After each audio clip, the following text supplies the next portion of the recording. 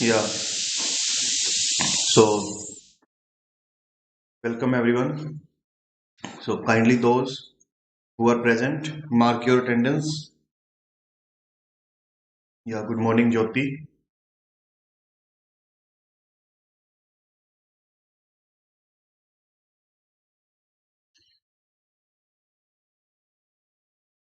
Okay, yeah. So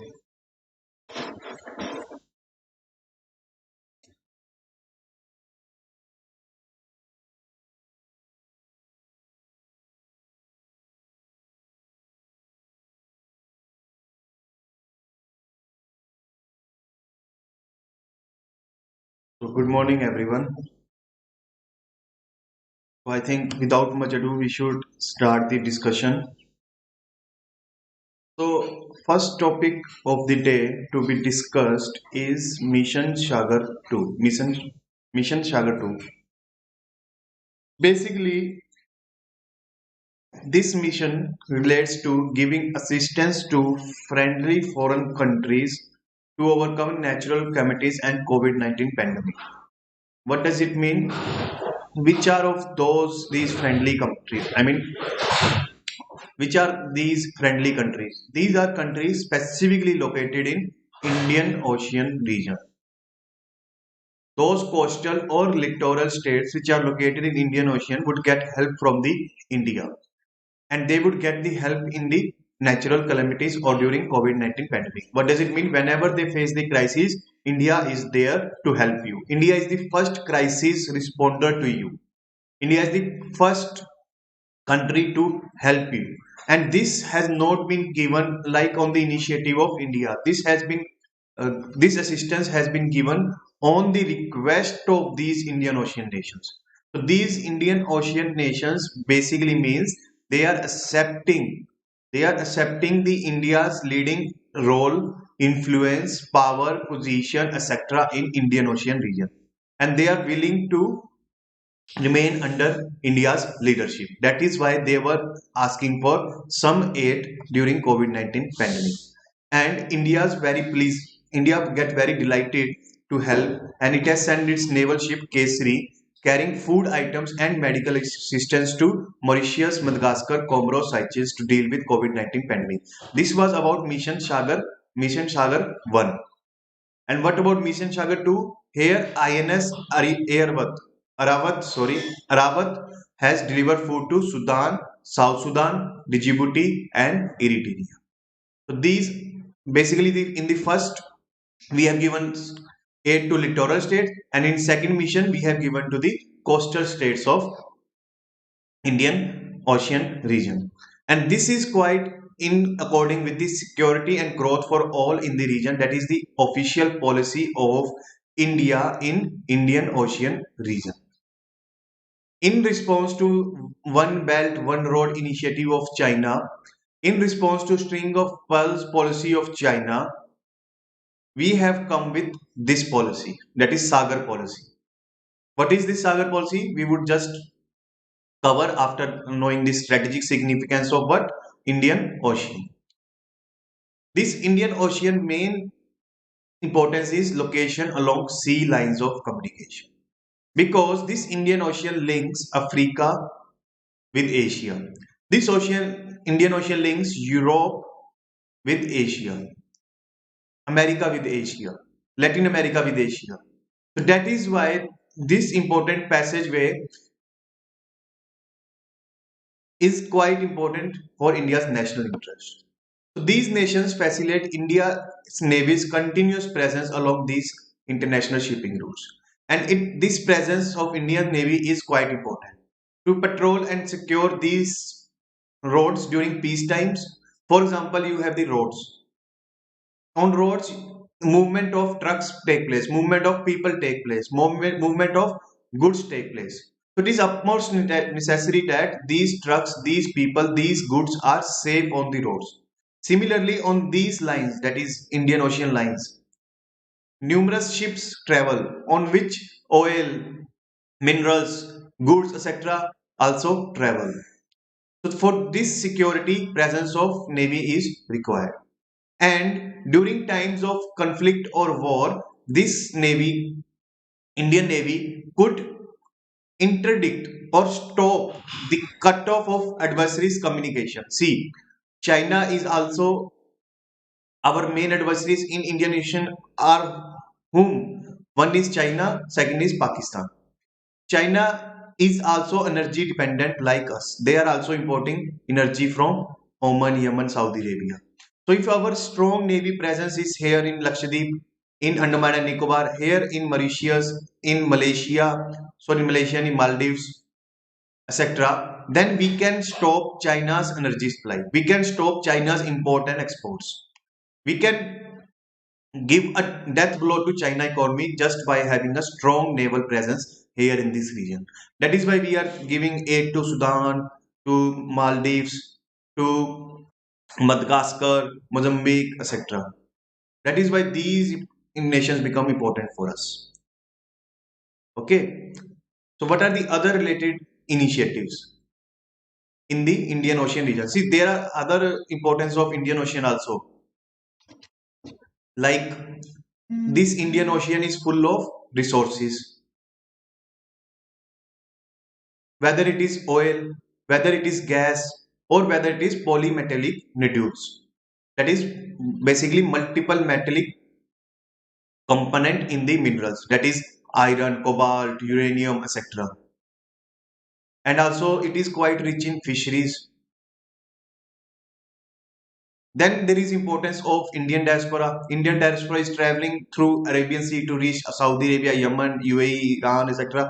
And also traveling this Bay of Bengal to reach Thailand, Burma, Cambodia, Laos, Malaysia, Indonesia, etc.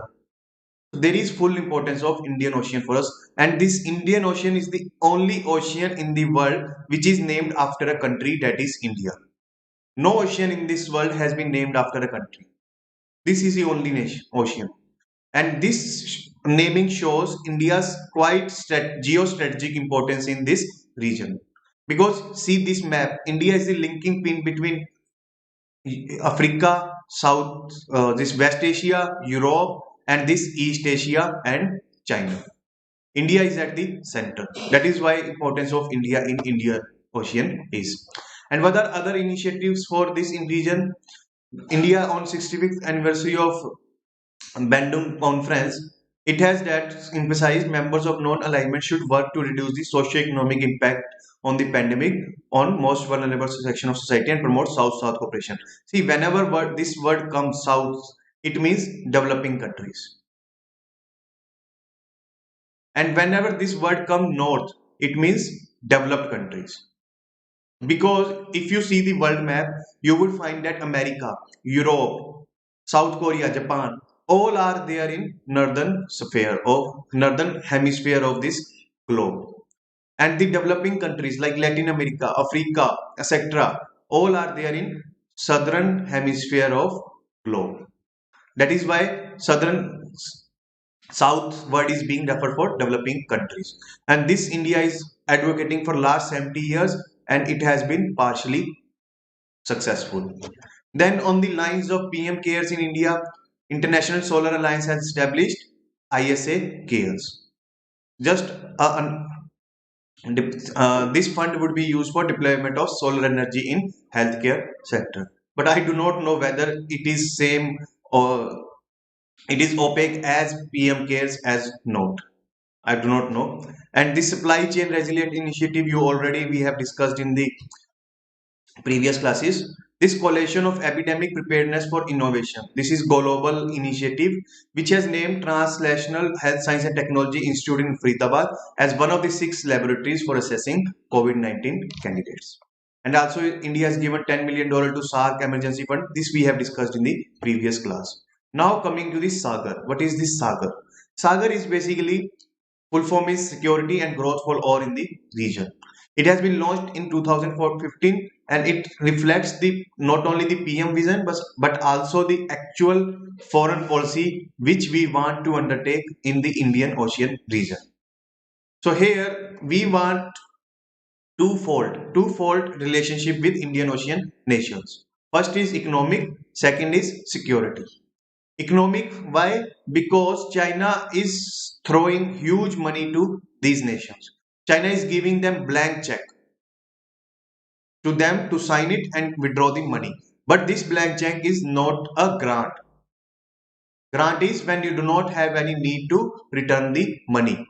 It is a loan. So they have to repay the actual amount. And on this loan, China is charging high interest rates. So basically, China is recovering its return on investment.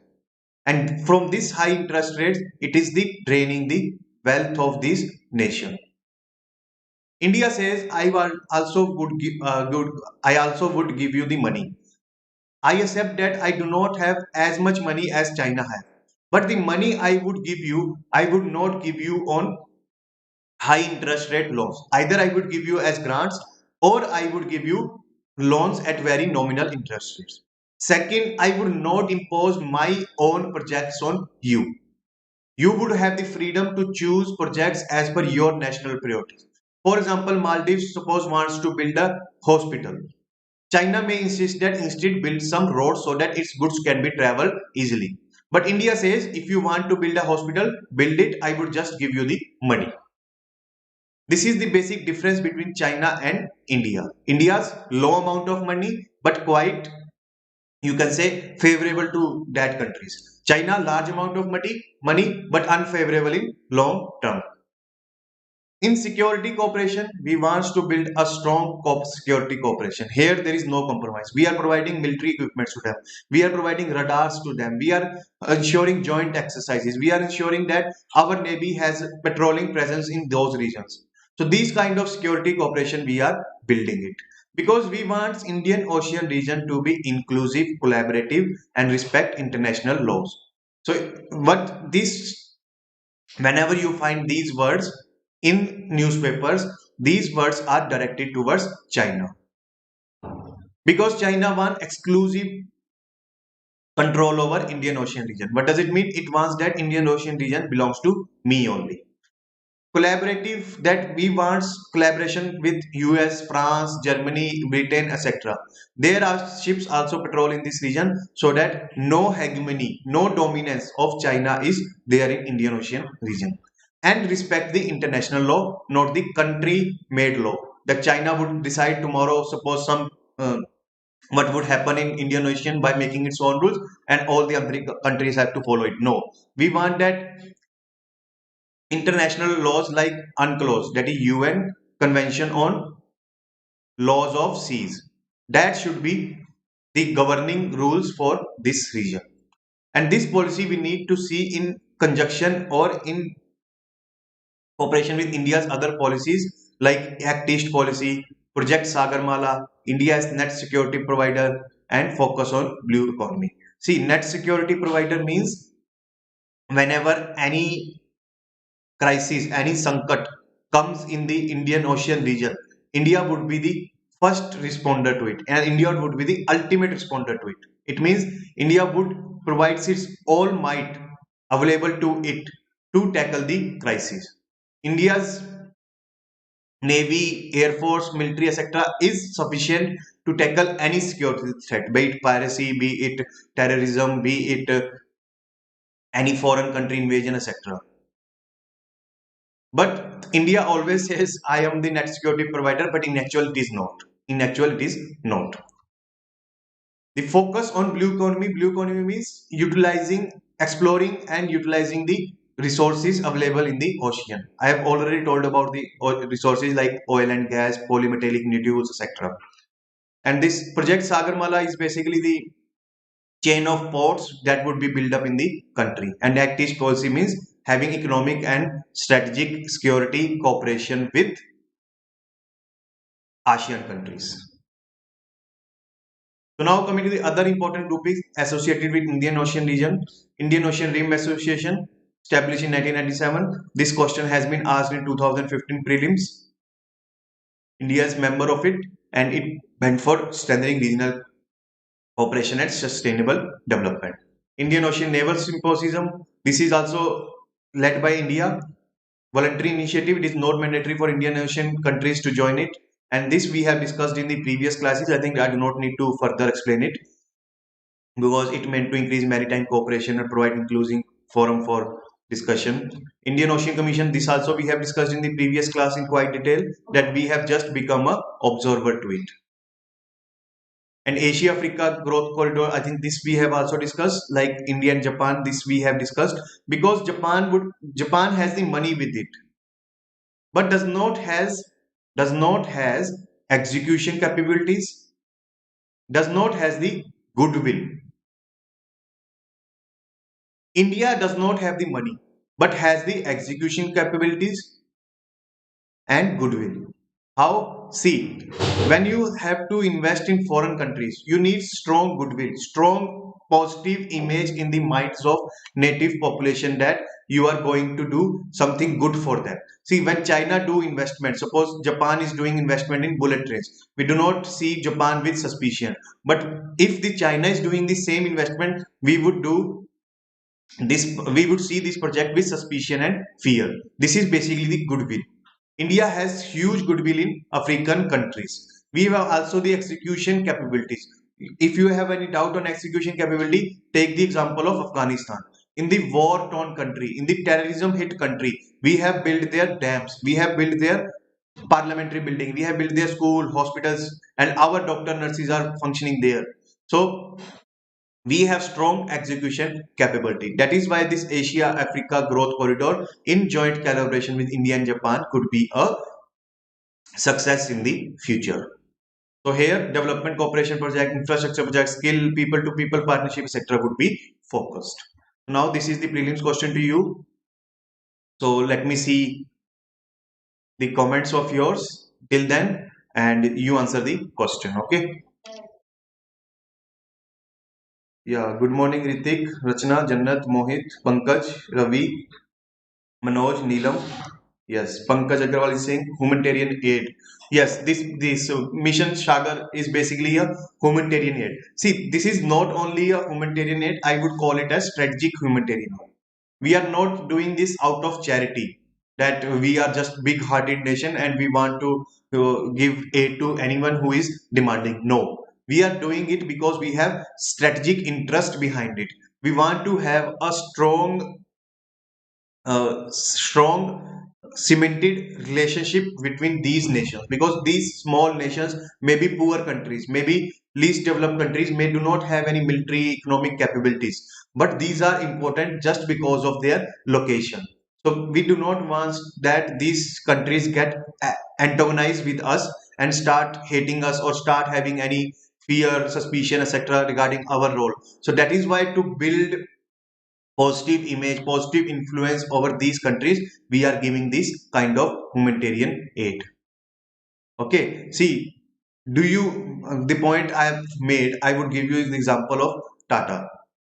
See, you may look the Adani projects in airports with suspicion. But if the same airport is handed over to Tata, you would not see this with suspicion. Why? Because Tata, 66% of its profits earned is given to Tata Trust, and Tata Trust use this money for humanitarian purpose. That is why Tata has the strong goodwill in the minds of the people of this country. But same is not there for Adani. That's why any project being given to Adani is always suspected by the people. So similar thing we want to do with the foreign countries. We want to give so much humanitarian aid to them so that they never doubt on our intentions, objectives, aims, etc. Okay.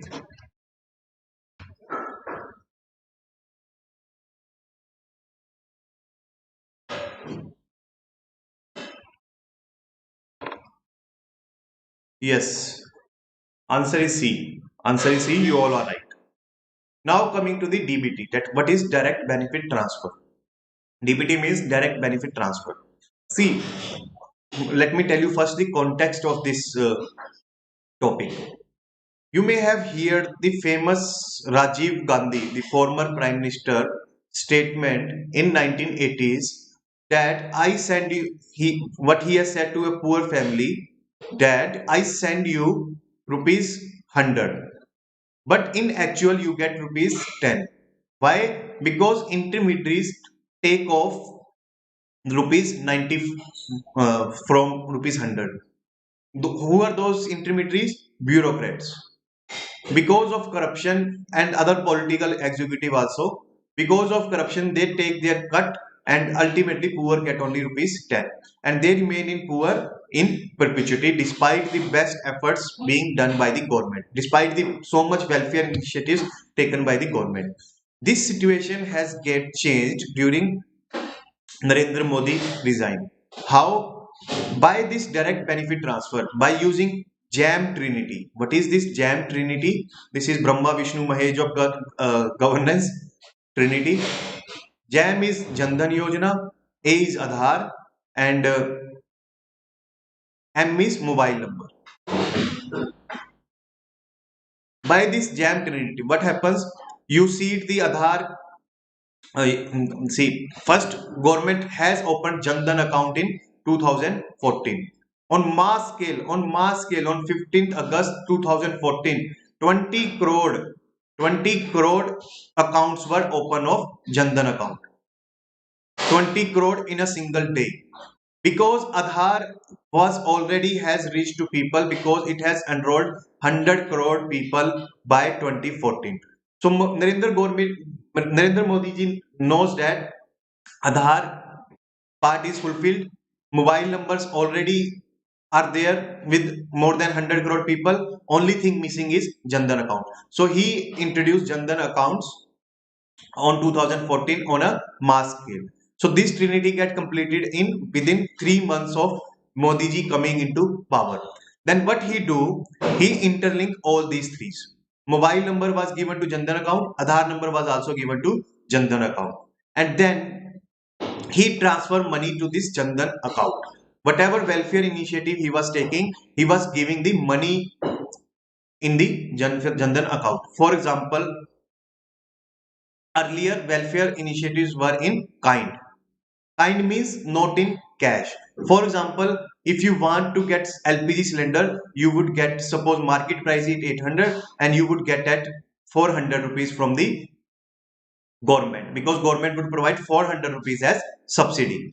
Now under Modi regime, under this Jam Trinity, you would get the welfare benefit in cash. You would pay LPG full amount 800 to the distributor, and 400 rupees subsidy would come into your account. That is one thing. Second, how you would ensure that this money is not siphoned off, is not appropriated by the fake beneficiary, that is the beneficiary other than the genuine one. So for this, Aadhaar number was seeded into Jandan account. Third, to inform the genuine beneficiary that you have been given this amount of subsidies, your account is credited with government benefit, mobile number was taken. So that is why this three trinity uh, was launched, to ensure that this rupees 100 reach to poor in rupees 100. जो 100 रुपए promise किए गए हैं वही 100 रुपए poor के पास पहुंचे.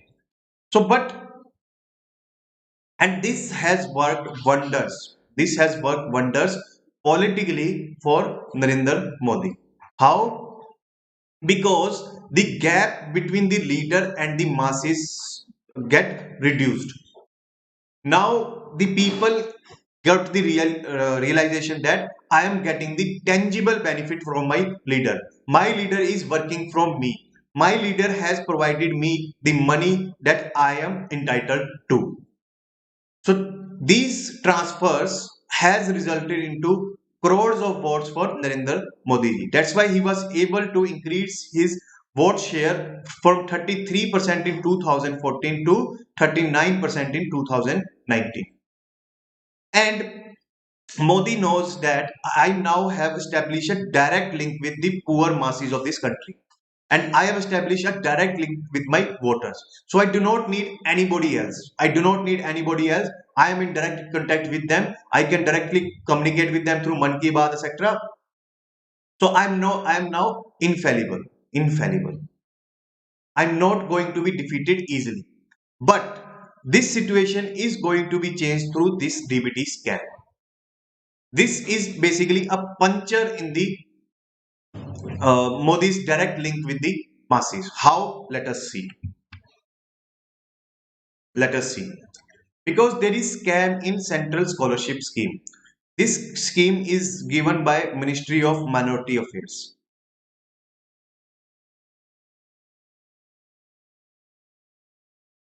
Okay. So DBT scheme has been not infallible to corruption. It is also subject to corruption. This has been shown by this scam. How? I think this is why what is the need of direct benefit transfer. We have explained it quite detail. Now coming to the scam. What happened? See, Ministry of Minority House provide this scholarship for 6 to 8 student and also 9 to 10 student. For 6 to 8 student, you are given like 1000 rupees per month. And for 9 to 10 students, you are given 10,000 rupees per annum if you are living in a hostel, and around 6,000 rupees if the student is not living in hostel. Okay, this is basically the scholarship scheme for the minority students launched by the Union Ministry of Minority Affairs.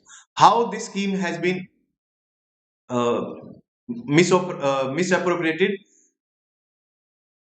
What happened? These bank officials and school staff steal the user ID and password of schools. They have put into the website of Union Ministry of Minority Affairs, and the school management does not know about it, does not apply about it, does not know about the scheme, etc.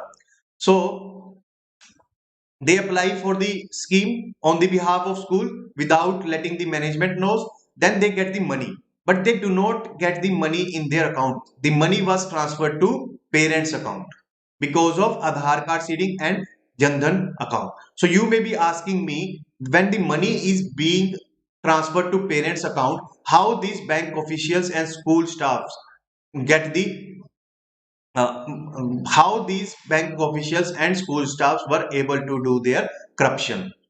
How they were able to do corruption? What happens? They go to the parents and they inform the parents that such and such scheme is being run by the government. We would apply for you. We would provide money to you. But in lieu of it, in exchange of it, you have to give us a cut. Like 30% of the scholarship amount would be given to us, or maybe 50%, maybe 70%. I don't know how much cut they have made into the parents' money, but they have done for sure. And this has happened in Jharkhand. So this shows how the vulnerable system is. By just manipulating the parents, you can take a cut from it. And even what they have done, they have shown the schools that the schools have hostels and all these students are living in hostels. So they have demanded greater money from the central government. So this is how DBT architecture is showing that it is vulnerable. So that is why we need tight check and balance in DBT architecture, and we need to fix the accountability of these people. So we need,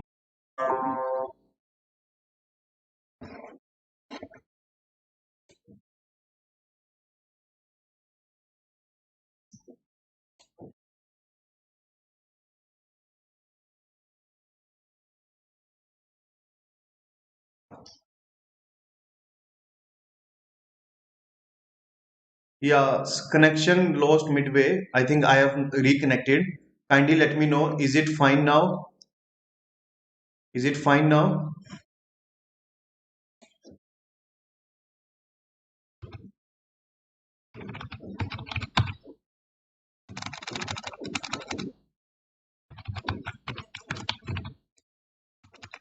Is it fine?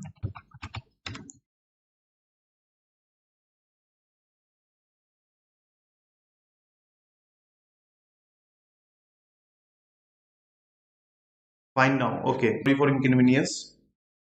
Yeah, clear now. Okay. Okay.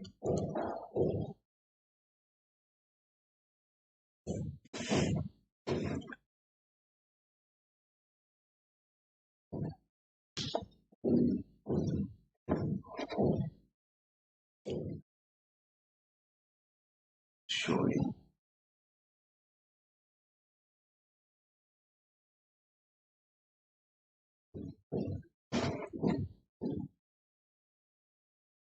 I think, okay,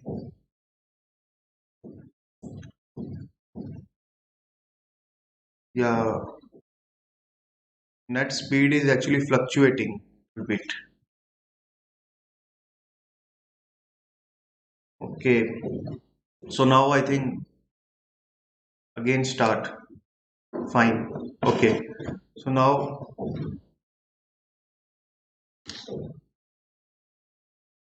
fine, fine. Let us see.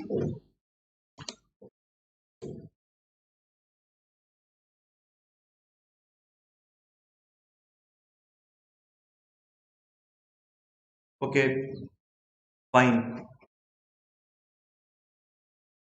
Okay. So what is food fortification? Food fortification.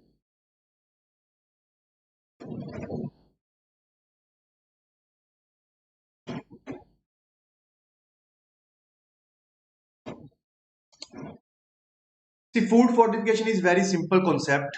You may have here Tata salt add that this Tata salt has iodine in it, and this iodine would help you to not to get the disease of goiter. Goiter is disease like where the your neck gets swollen. You would not get disease. So basically, they have added salt iodine in a salt. So similarly, various micronutrients could be added into salt. Various micronutrients could be added to salt or other foods. Let me ask one more time. Is it fine now? Because I have some doubts whether is it working well or not. Is video fine now? Please let me know.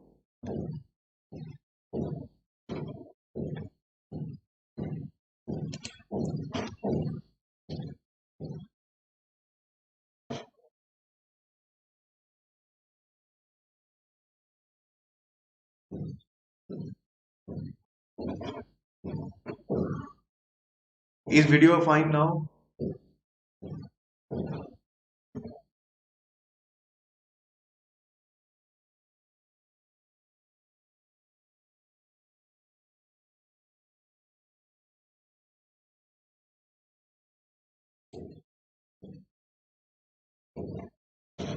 Fine, fine. Okay, okay, okay. So let me move forward.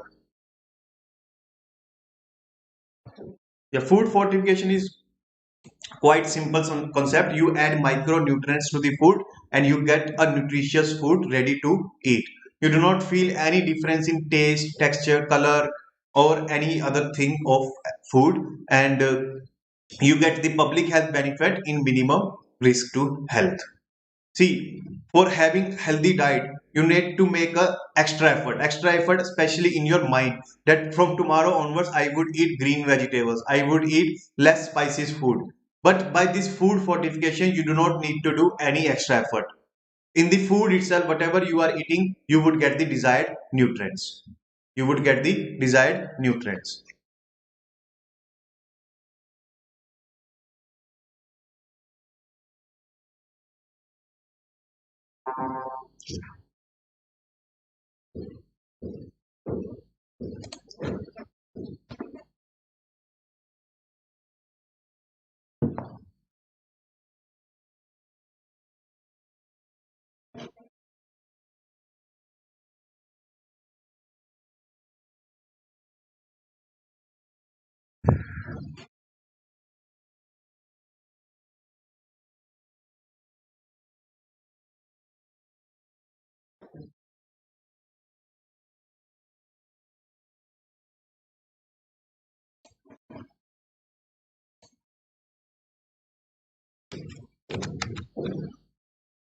Yeah. Is it fine now? I think today why this internet is playing with me. I don't know.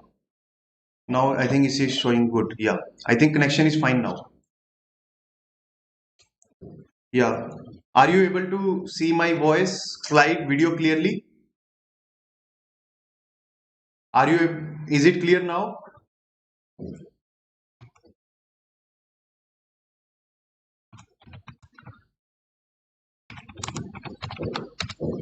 Is it fine now? Please let me know. Yes, I think it is fine now. Yes, fine. Yeah. Okay. Sorry for the disruption. Very sorry to all of you. Yeah, very sorry to all of you. So this fortification could be done in mass manner. Like mass fortification means adding nutrients to that foods which are consumed by the general population, like rice, like wheat. These are consumed by every other person. If nutrients are added to wheat, rice, etc., you get a healthy diet. Targeted fortification, which is you consumed by a specific population subgroups. For example, young children. For example, old age people. Maybe some food meant for the women, like Carol cornflakes. Carol cornflakes. They market cornflakes as food for children, women, old age people.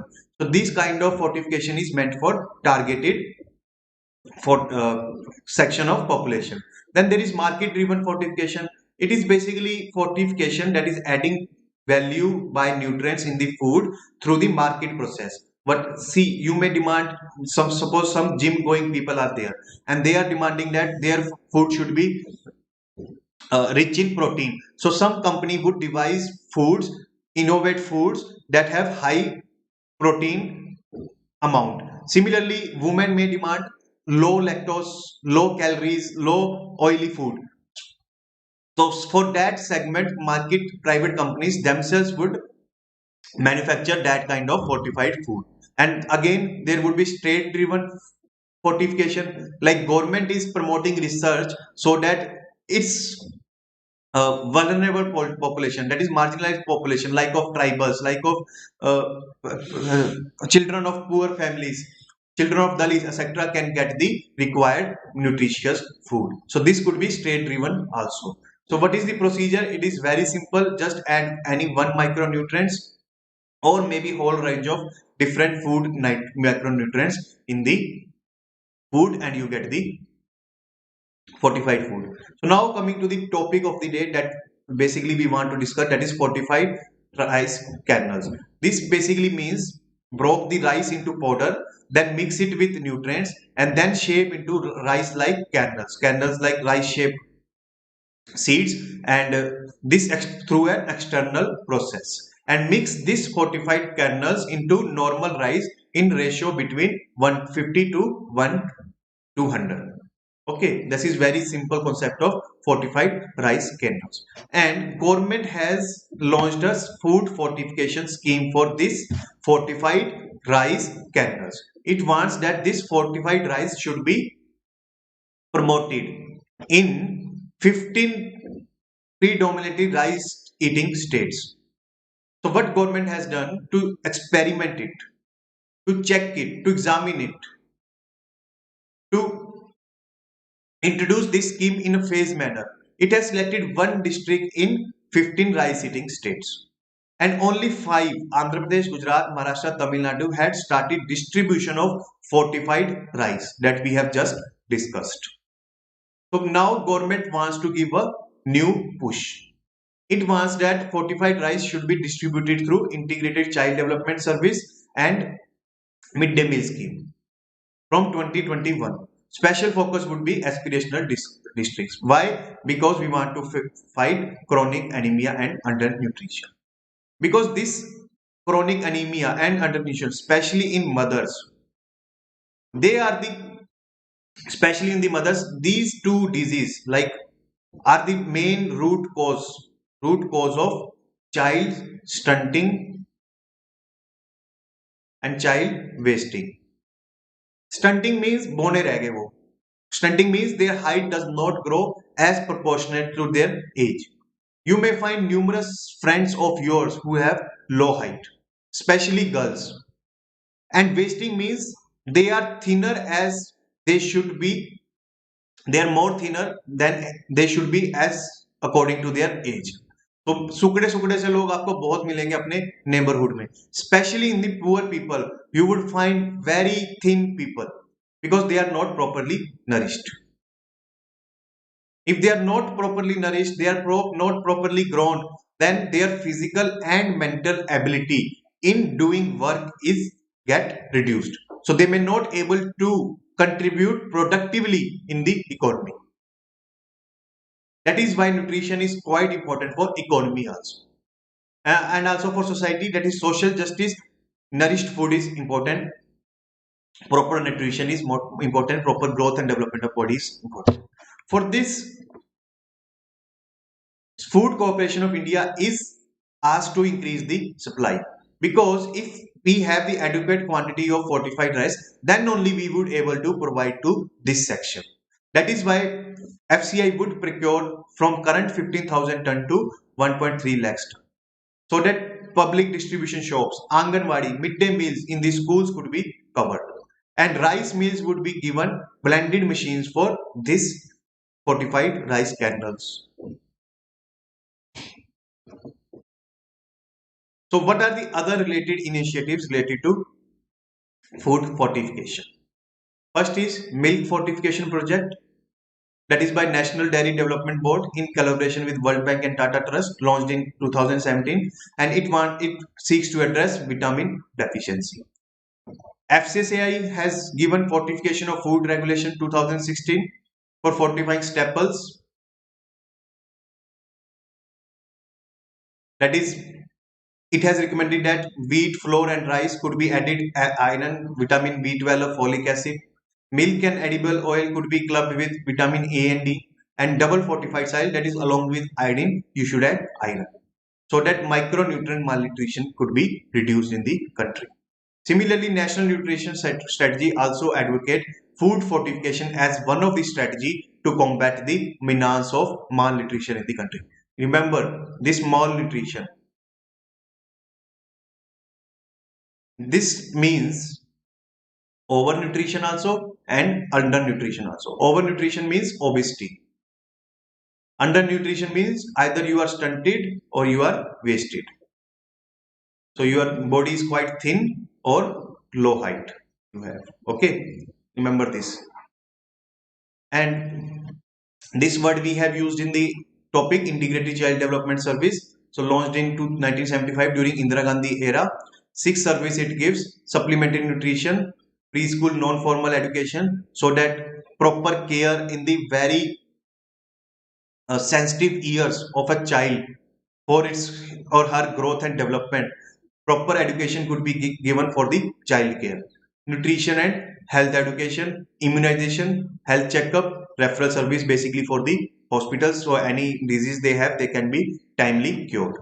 And it is given to children, pregnant women and lactating mother. Basically the supplementary nutrition, the food that government provides, so to have respect their right to food or get proper nutrition, this has been provided. So what is aspirational district? Launched in January 2018. It replaced the backward, we have discussed in the previous class also in brief, backward district schemes. Earlier in UPA, these districts were called backward districts. In Narendra Modi regime, these districts are called as aspirational districts. So here special hand holding, special mentoring, special guidance, support, etc. would be provided by the center to improve the socio-economic status of 170 districts. And these aspirational districts has been entrusted to Niti Aayog. So there could be balanced regional development. Balanced regional development means all the regions of this country grow together. It is not like North India, that is Punjab and Haryana are the developed state. It is not, should not be like West India, that is Gujarat and uh, Maharashtra are the developed state, and the East India, that is Odisha, Bengal, or maybe Northeast region, or maybe the Northwest, this central region, that is Bihar, UP, Madhya Pradesh remain backward. So for holistic development of all the regions of this country, balanced regional development is required. Now this is the prelims questions of you. Kindly answer and this statement I think has not been get added by mistake. So you have to answer in A, B, C, D. Which of the above statements are correct? One, two only, one only, two only, one and two only, and neither one, neither two. Yes, brown rice is better alternative, but people have the some objection to its taste, etc. And some inertia in their mind. Because what happens, every change is resisted. Even in yourself, every minor change would be resisted by your mind. Similarly, to get people transition from white rice to brown rice is not easy because they have the inertia in the mind that they do not want to change their food habit or basically the kind of food they are eating. So that is why little bit more awareness programs, persuasion, nudge, etc. is required. Okay, so answer it. Who recommended folic acid, iron, zinc to wasted and stunted people? I think this is factual data. In factual data, I am also like you. I am also not able to, remember all the facts.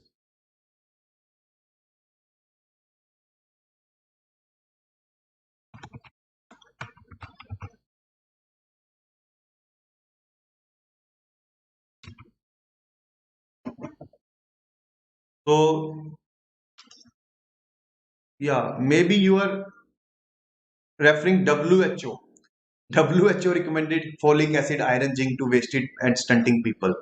I read it who I read it who. So yeah, you should use capital letters actually for that. Otherwise, it may create confusion. Yeah, answer is A. You all are correct. Very good. You are listening very carefully these lengthy topics. So coming forward to extradition. Okay, let me first tell you about what is extradition. Basically, it is transfer of a criminal from one state to one nation to another, from one authority to another. For example, if any, suppose this is Ramesh, he has done the murder of Surendra and he has escaped Indian jurisdiction to live in USA so that he does not caught by the Indian authorities and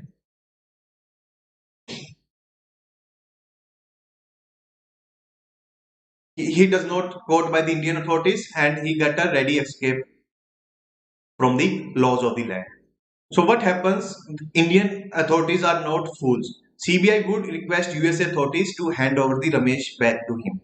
So USA would check the laws of the country, etc. By doing all the formalities, he would transfer the Ramesh back to the India, and CBI would investigate him and would bring him to the court. And if court finds that he has done the murder, then would give him punishment. This is basically the extradition. In the comment box, you have to write about what are the challenges. What are the challenges in this extradition? If we want our fugitive offenders to be hand over back to us, then what are the challenges we are facing? Because very few fugitive offenders we are able to get back in the last 70 or so. We have made multiple requests to multiple nations, but we are not able to get our offenders back. So what are the challenges we are facing? Let me know. Kindly tell me in the live chat. So Pankaj is saying, yes, Neelam, now I got it. WHO recommended. Pankaj Agarwal is saying, is food fortification part of GM crops? See, GM crops is basically in the genetic. GM is change in the genes. Genes at what stage? Seed stage. Seed stage. When any genes are modified in the seed stage, it is known as genetically modified crops.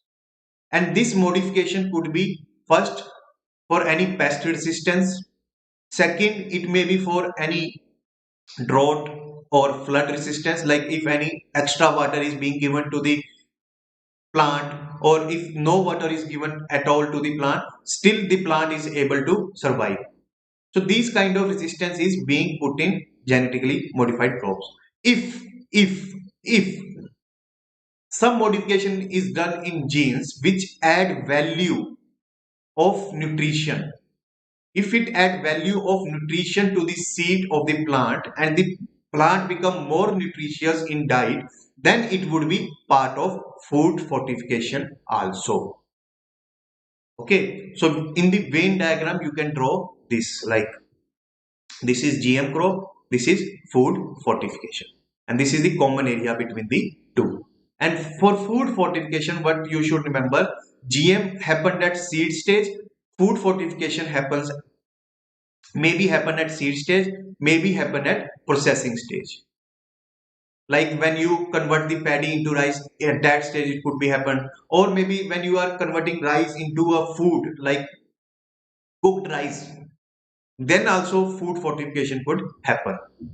Okay, so food fortification can happen at any stage, but genetically modified plants are generally, crops are generally being carried out at seed stage only. Lengthy process one. Will of that nation's laws are not favorable for that. I would read all the comments, write down as many points as coming in your mind. Okay, so now Supreme Court has asked center to file a status reports in 6 weeks on the proceedings in the United Kingdom for extradition of fugitive businessman Vijay Mallya to India. What happens? Modi says before 2019 that Vijay Mallya is going to get back to the country very soon. Modi would show them how strong. Modi called himself Modi. Modi always addressed himself by a third name, that is Modi. So he said Modi, they would get to know how strong Modi is, how strict Modi is, and they would soon would get realize the hard action of Modi. But Vijay Mallya is not still come back to India. So now Supreme Court has asked to file a status report. कि कर क्या रहे हो? Are you getting complacent or lenient in this or not? So this extradition definition we have discussed. This is governed by Indian Extradition Act 1962, and the nodal authority, the department responsible for doing extradition is CPB division of Ministry of External Affairs. Now, how it is implemented? It can be initiated in case of under investigation, under trial, and convicted criminals. See, whenever any crime occurs, okay, suppose the example of Ramesh. So Ramesh has committed the murder of Surinder, so he is under investigation of CBI. CBI is investigating whether Ramesh has actually done the murder or not. If CBI file the charge sheet means in a piece of document where it has listed out the evidence, listed out the witness, etc., which proves that Ramesh has committed the murder. If this has been filed in a court of law, then Ramesh become a under trial. Now, court would then further examine the charge sheet, would examine the details of the charge sheet, whether charge sheet is true or not, whether it is fabricated or not, whether it is genuine or not. Then if courts found that Ramesh has done the murder, then it would give him punishment and Ramesh would become then convicted criminal. Okay, so this extradition could be done in any of the three situations. But in under investigation cases, more precautions have to be taken by the CBI, CBC, enforcement director, etc. That is law enforcement agencies. Why? Because evidence you need to collect in such a sufficient manner that you are able to sustain the allegation in foreign courts of law that these cases are not fabricated, these cases are not political motive, or there is no hidden agenda, there is no vested interest in such investigation of crime. This investigation is genuine, true, and absolutely legal. That is why cases like of Vijay Mallya, CBI, ED, etc. has need to be more cautious. Now, extradition treaty, it could be bilateral between two nations or could be between many nations. These core 5 principles of extradition treaty is quite important. Because extradition could be applied only to those offences which are mentioned in the treaty. Suppose in treaty there is no mention of terrorism act. Suppose there is no mention of terrorism act. So suppose and Dawood Ibrahim suppose is living in UAE. and you put an extradition request to hand over the Dawood Ibrahim back to India. But UAE would say in the extradition agreement that I have with you, terrorism is not mentioned. So I cannot hand back Dawood to you because of terrorism. Second principle of dual criminality. What does it mean? The offense for which you are trying the criminal should be offense in both countries. Take the example, suppose section 377. Okay, take the example. Section 377 before Supreme Court judgment criminalize homosexuality. So whoever performed homosexuality would be sent to jail. Suppose a person named Karan Johar. Okay, he get imprisoned for homosexuality and he escaped suppose to Germany. Okay, suppose he escaped the clutches of the law and went to Germany. And here Germany CBI make a request to hand over Karan Johar back to him. But in Germany, there is no offense of homosexuality. Homosexuality is allowed in Germany. Then Germany would say, this crime is not a crime in my country, so I am not going to hand over Karan Johar back to you. So it is absolute necessity that the crime should be crime in both countries. And the country to which we are requesting, it should sufficiently satisfy that there is prima facie case, there is prima facie evidence, etc., which are made against the offender. That is why investigation become very important.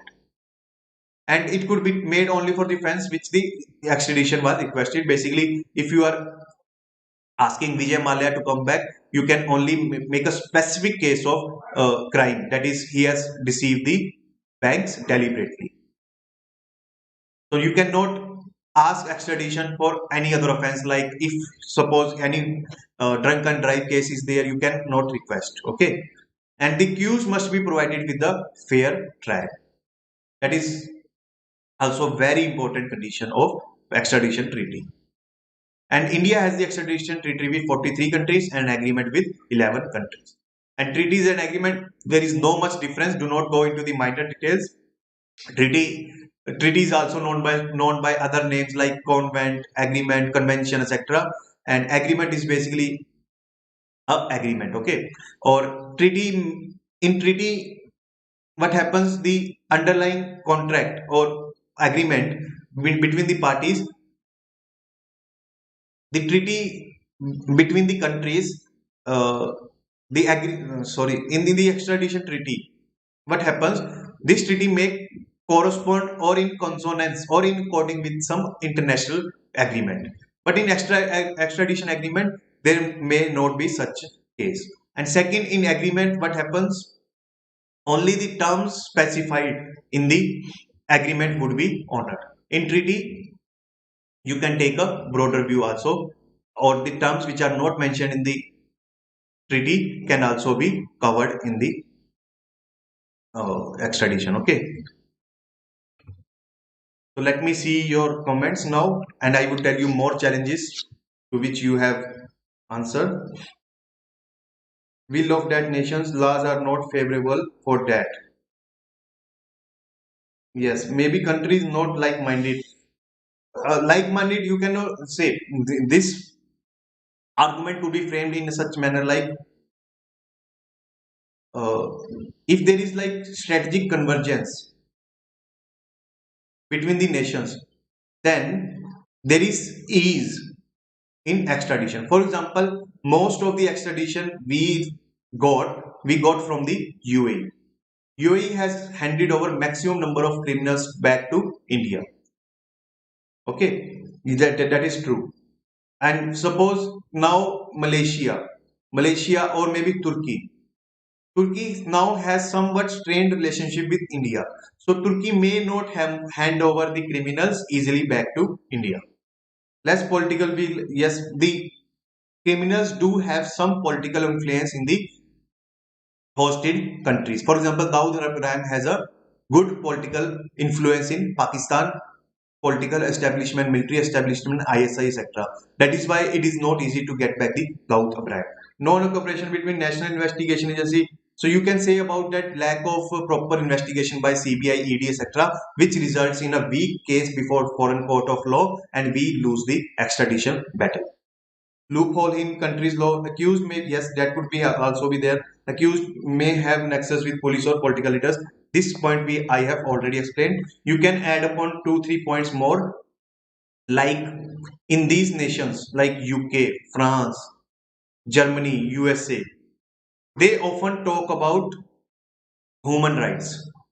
They say that if we hand over Nirav Modi, Vijay Mallya, etc. back to you, you would subject them to torture.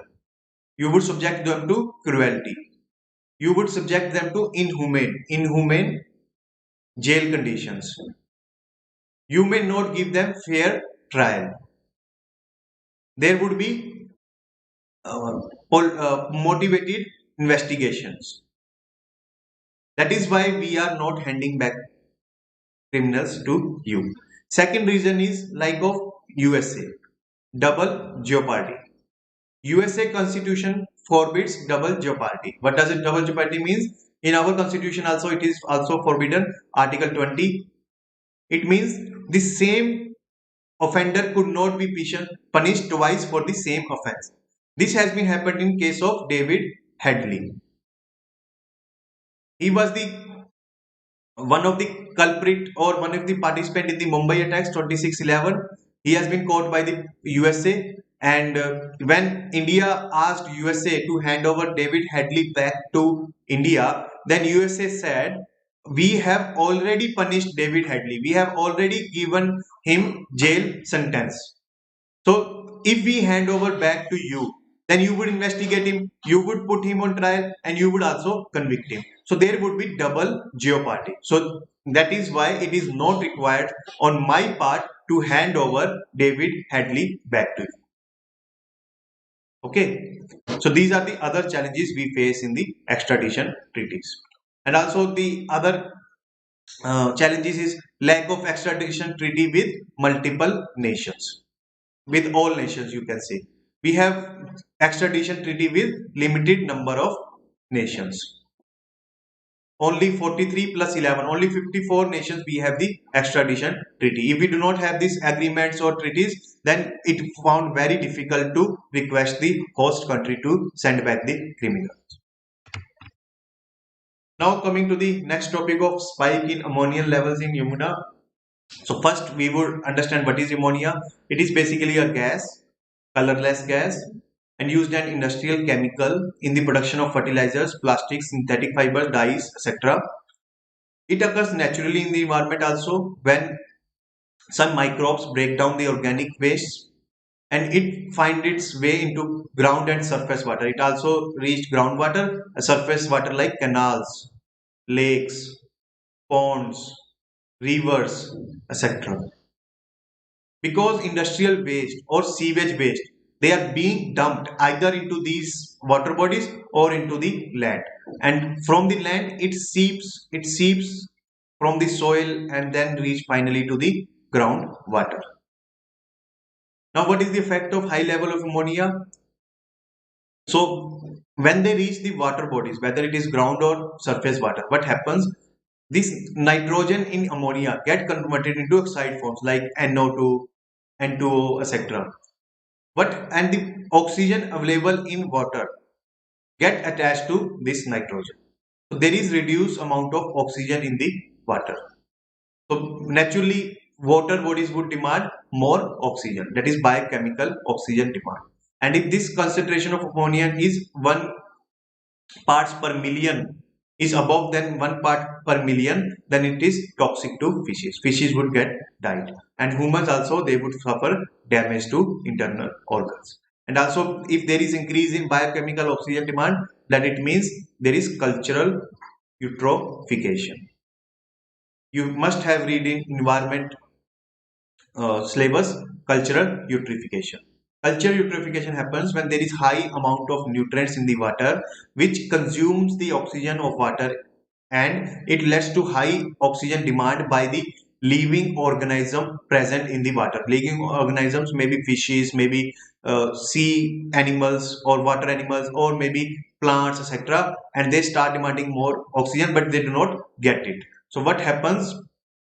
Mosses, algae, etc., get starting developing in this water, and this algae mosses can live in low amount of oxygen and also high can consume high amount of nitrogens. They basically eventually turn the vibrant water surface water body ecosystem into dead system. Okay, eventually they turn this vibrant water body system into dead system. So what are the source of this ammonia? That is, effluents means liquid waste from the dye units, distilleries, factories in Ponipat and Sonipat district of Haryana, sewage, etc. And now it has been found ammonia levels in Yamuna River of Delhi. It has crossed 3 parts per million. So 1 part million is dangerous to human. Now it is 3 times to the dangerous limit. So because of it, water supply was affected in some parts of Delhi where water was not given because it is highly toxic. And what is worse, Delhi Jal Board does not have any specific technology to treat ammonia. It can only treat 0.9 parts per million of ammonia at its 9 water plants treatment. And Delhi is dependent on Haryana for 70% of water needs. What does it mean? To get the solution of this ammonium challenge, you need cooperation from Haryana. You need that these factories in Panipat, Sonipat does not release any waste into water. If they are releasing after treatment. If even if this waste is get dumped into these water bodies, Haryana government should develop some special water treatment plants so that pure supply, pure water supply could be given to Delhi. Now, what are the solutions? Stringent implementation of guidelines against dumping harmful waste. Untreated water should not enter the water. Then, minimum flow of the river should be maintained. What happens if there is suppose high speed water is being running in the river? What happened? They would carry away these harmful nutrients with them. They would not settle down to the beneath the surface of a river. They would just carry away these harmful nutrients, and water would be less polluted. Water would be less polluted if sufficient speed of the water is maintained. And there should be some pumps which can first take water out of the river, treat it, and again send back the water to the river or send directly this water to the households. We need such large scale of pumps and treatment plants. This is the prelims question for you. Answer it, and afterwards we would move forward to the next topic. Let me see your comment. Any other comment is there or not?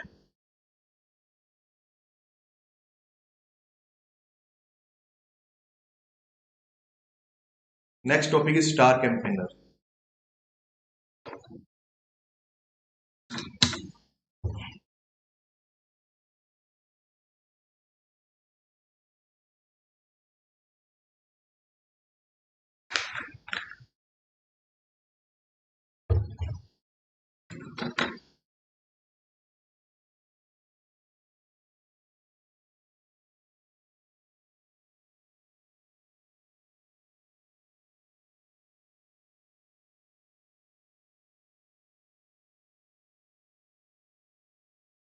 Yes, answer is B.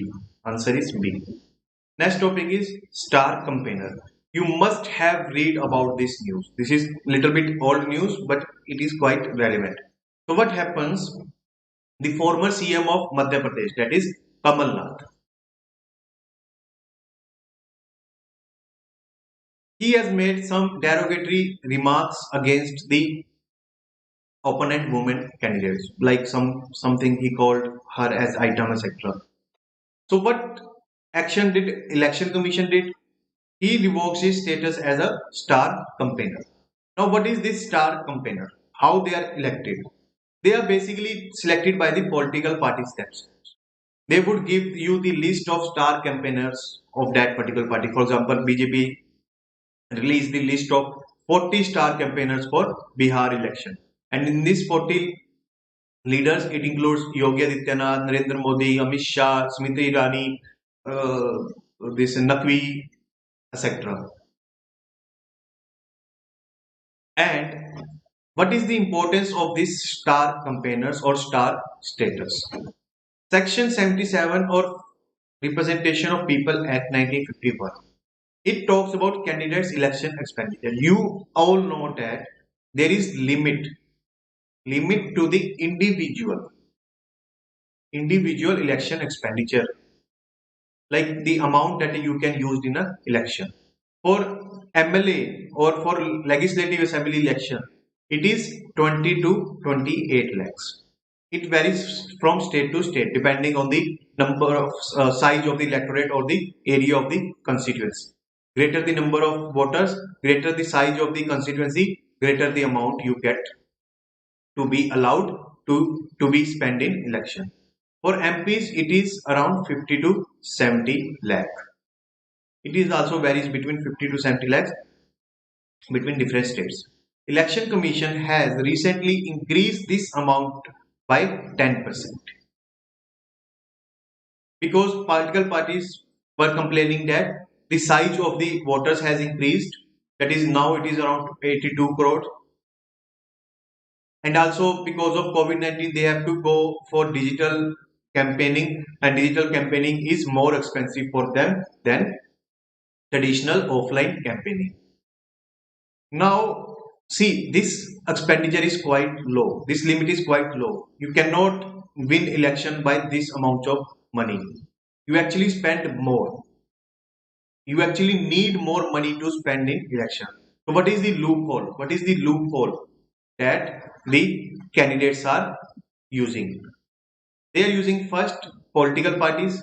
Expenditure done by the political parties are not covered under this limit.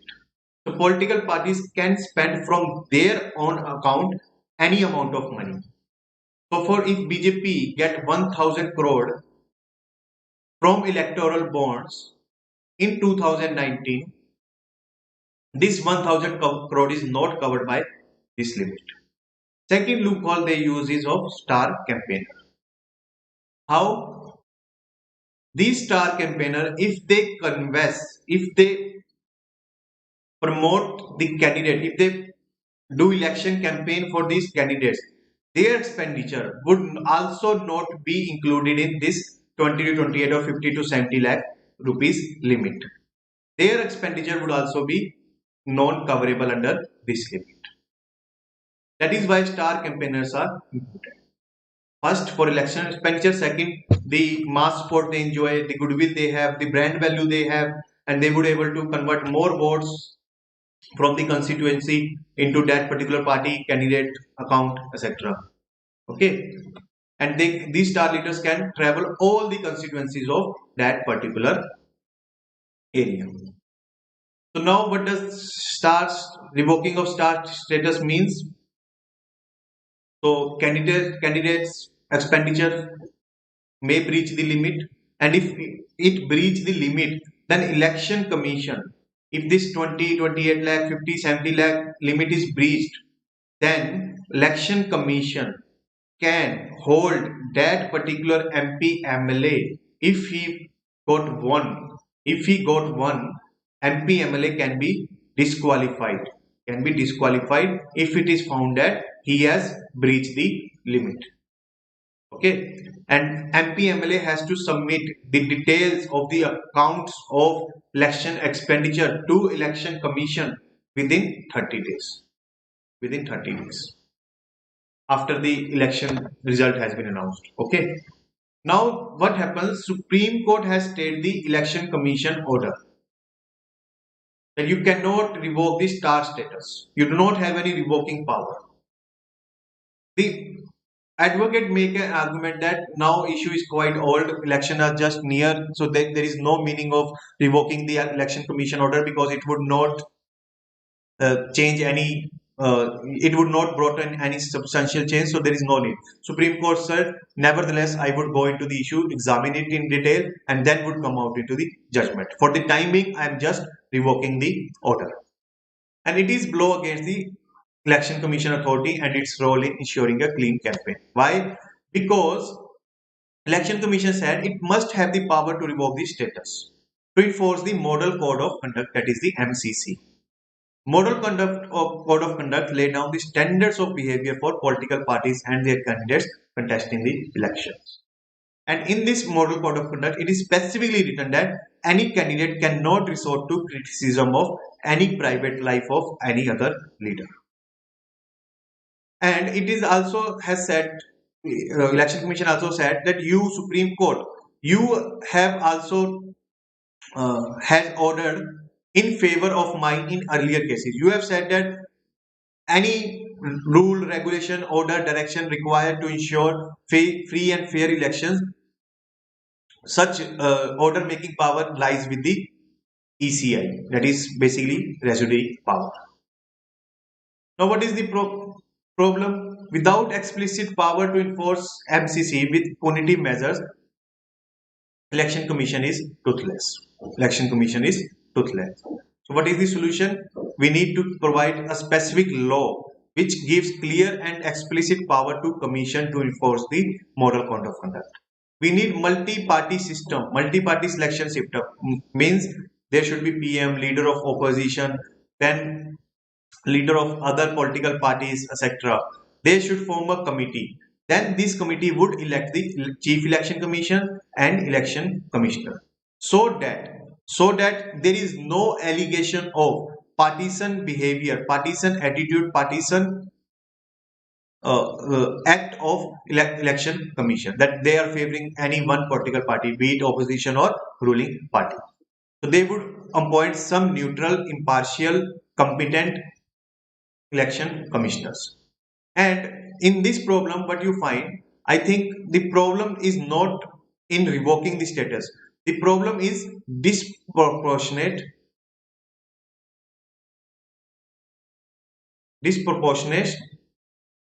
punishment. Commenting on the personal life of a person is not good for the healthy democracy. Kamal Nath must be served with some punishment, but this punishment is quite disproportionate. What election commission can do? It should prohibit Kamal Nath for like 2 days campaigning, maybe 1 day campaigning, 24 hours campaigning, etc. He has just revoked the star status for the rest of the period. That is not good because Kamal Nath, he was a former CM and he was canvassing for the by-elections. And if he won these by-election, he would come back as the CM of Madhya Pradesh. And by revoking his status as star campaigner, you have just eroded the chances of Kamal Nath winning back these by-elections. You are favoring the ruling party by this kind of disproportionate punishments. That is why election commission role also being questioned by the Supreme Court.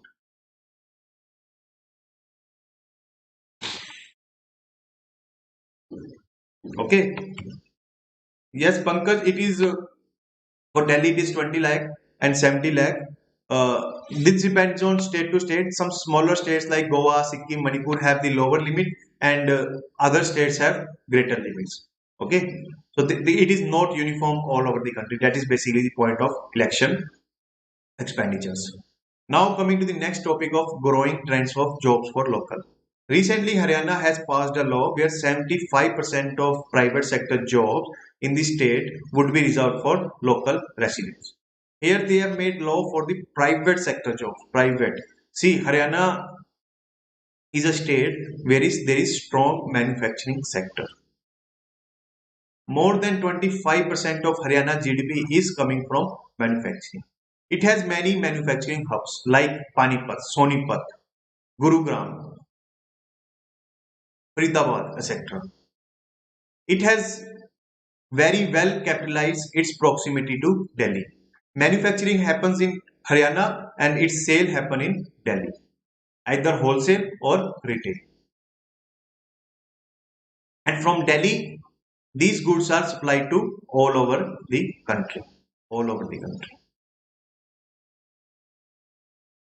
So now they are saying that 75% of the private sector job should be given to Haryanvi only. And what are the provisions? It says those jobs which have salary less than 50,000 would be eligible for it, and local candidates can be from any district. A website would be created where local candidates have to apply. If they do not apply, they would not be eligible for this reservation. And this apply to all kind of organization, that is company, society, partnership, firm, etc. Now coming to the issue of job reservation for locals. Many states has given job reservation for native population, be it Maharashtra, Himachal, Odisha, Karnataka, Andhra, Madhya Pradesh. And it is basic underlying philosophy is of nativism. All were advocating that we are the son of this soil, हम इस मिट्टी के बच्चे हैं and ये मिट्टी हमारी है तो ये jobs भी हमारी है. If this soil belongs to us, if this region belongs to us, then jobs also belongs to us. And they were advocating job protection for both government and private sector jobs. What are the reasons? First is vote bank politics, because the migrant workers, the interstate migrant workers, they are unused electorate. They are unused voters because they do not exercise any voting right, either in their host country or in their home country. Either in their host state or in home state. So that is why these are useless vote for any politician. Neither, suppose Bihari migrants are there in Mumbai, so neither Nitish Kumar bothers for them nor Uddhav Thackeray bothers for them, because they do not vote, so they do not have any political value. Second is economic sluggishness. There is joblessness in the economy, and government jobs is also decreasing because of philosophy of minimum government, maximum governance. You just want to reduce the size of bureaucracy, because less to pay to the bureaucracy, money get saved and you can invest in infrastructure. So you want that the limited jobs that you have, that limited jobs should be available to the locals only. Then farmers, I've told you this manufacturing, Haryana is a manufacturing hub. So it means factories are being set up here. Factories are set up where? At land. And land is available to who? Is available with whom? Farmers. So farmers has given their land to factories. So farmers, when they not only lose their land, they also lose their livelihood. So to protect their livelihood, they advocate for job for their children. That is why they also crying for jobs. Then there is other argument. There is other argument of retaining talent and income which would otherwise go to the other regions. Haryana talent is suppose is going to some other region.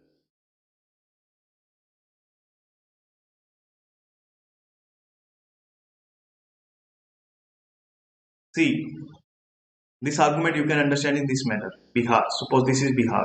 Bihari migrants are there in every part of the country. If this Bihari migrant does not go to other parts of the country and remain in Bihar only, and what would happen? They would use their talent to develop the Bihar. They would earn income and they would spend it in Bihar only. So their expenditure is income for somebody else. So the money would flow only in Bihar. So the positive cycle of economy would get started. This is basically the argument. What is the impact? Definitely ease of doing business would be affected, especially in the labor factor.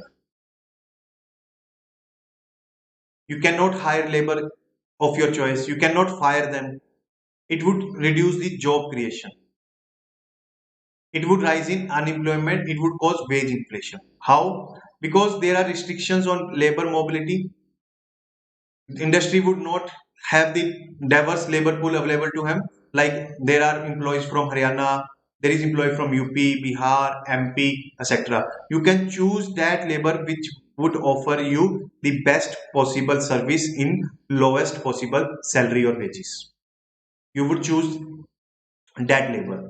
And if you choose that labor, suppose from UP you choose, and UP person can give you like very high hard working services, and you were able to drive your profits. If your profits get drive, you would invest in one more factory. So you would require more number of jobs to fill that factory positions. Third, you are making an assumption which is very false, that skills in the local market are omnipresent, that is fully available. Suppose you need IT professional, but Haryana does not have the IT professional. Bangalore resident has the IT skills. So how you can ensure that IT skill professional is from Haryana is available to you? If it is he or she is available, then she would charge more wages, because now she has the assurity that there is no competition among the laborers.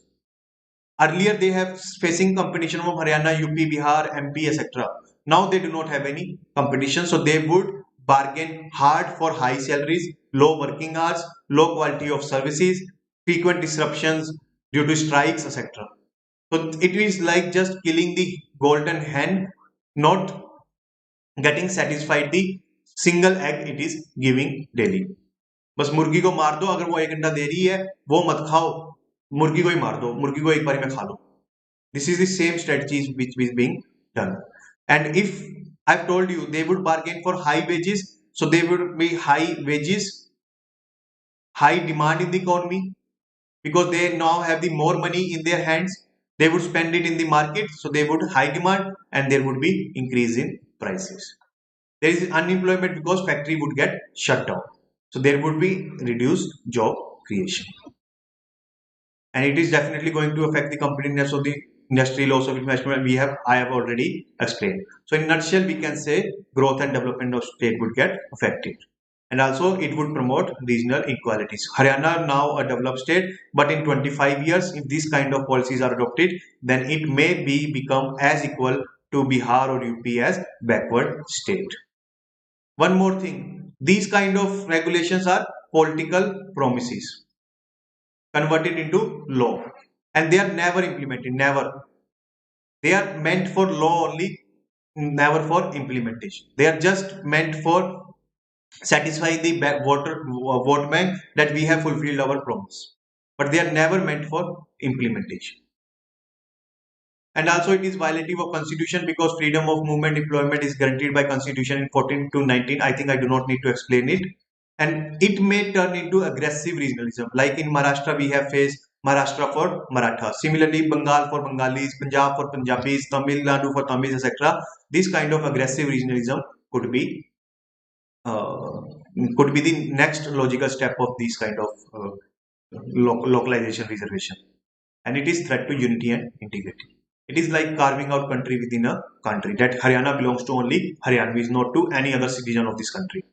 And one more thing, it may makes makes the pay it may pave the way for reservation in caste based reservation in private sector.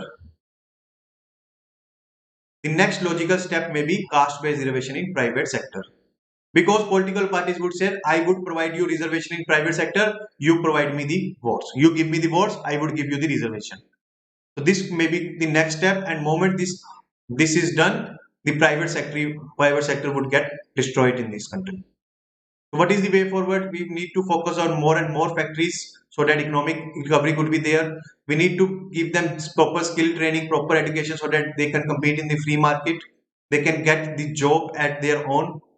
We need to ensure safe interstate migration, so that they can also be their political voice also be heard by the host and home country.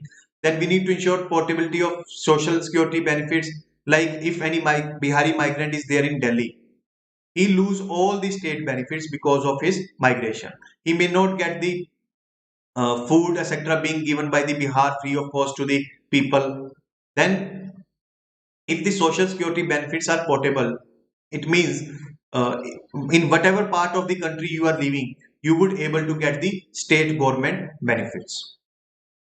That should be there. For this, fiscal coordination is required. For example, Delhi government would give benefits to Bihari migrant here, and it would recover the amount from Bihar government. This kind of physical coordination is required.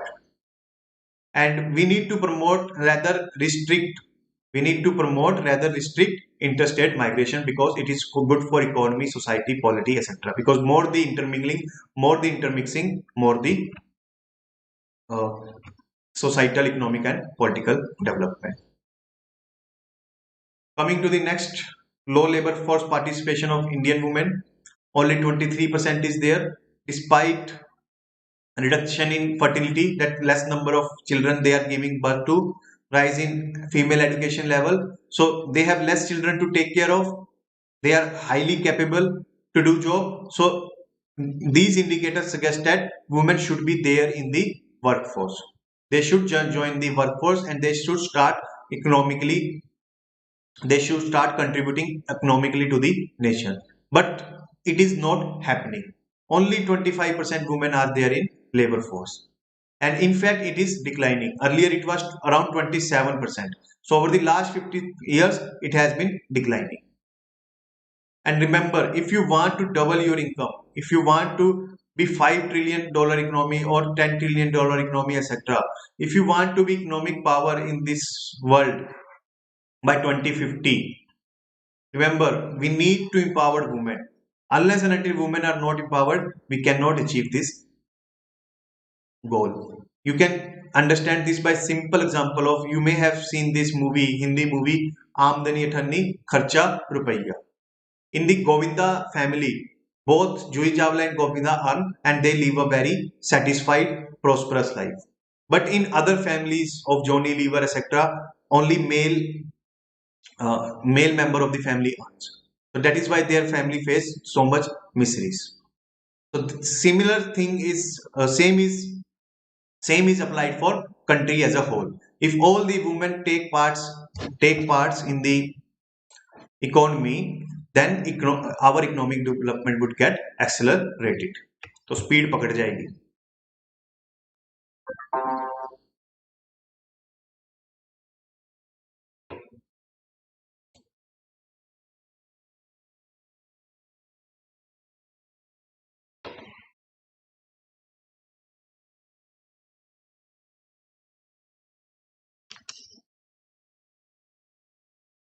Yeah, little bit disruption was there network. I think now it is fine. Is showing that excellent correction is there. We should continue. What are the factors that is limiting the women labor force participation? First, there are lack of suitable jobs for women, and more, I think, there is gender stereotyping in occupation. What does it mean? It means women are just fit for certain types of jobs, like teaching, like nursing, like receptionist, like call centers, etc. They are not fit for military or politics. They are not fit for scientific work, engineering work, or physical work dominated fields like engineering, etc. So there is gender stereotyping that restricts women entry into different occupation. They are being confined to particular set of occupations. Then there is also women unwillingness to work despite opportunities. There may be job being offered to them, but they decline. Maybe of taking care of their family, like there may be some ill father or mother, grandfather, grandmother in the family, and they wish to take care of them rather to go for job.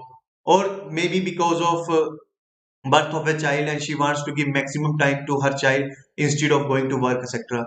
So these kind of unwillingness on the part of women is also there. Then there is inaccurate measurement of their work. There is gender inequality in pay. For the same work, suppose a PPT has to be made.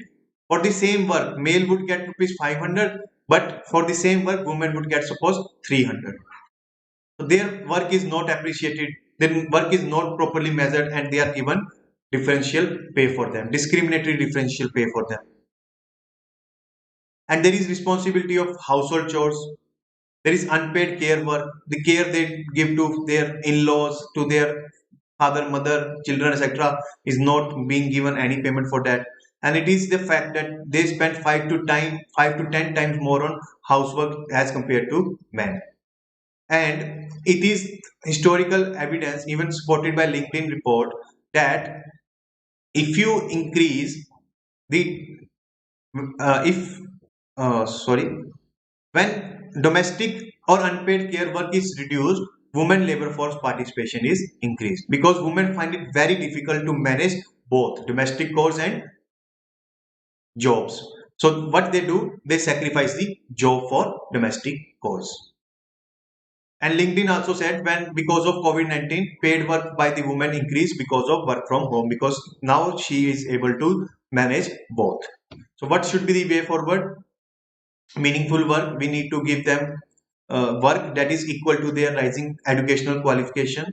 Conducive and enabling condition like safe transportation, toilets, crutch facility in the factories, etc. So from home to office, she does not face any difficulty.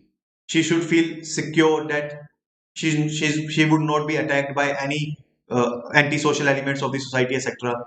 And we need to reduce their domestic chores and care work. For this, maid could be hired, or the male members of the family should help the women also in the domestic chores.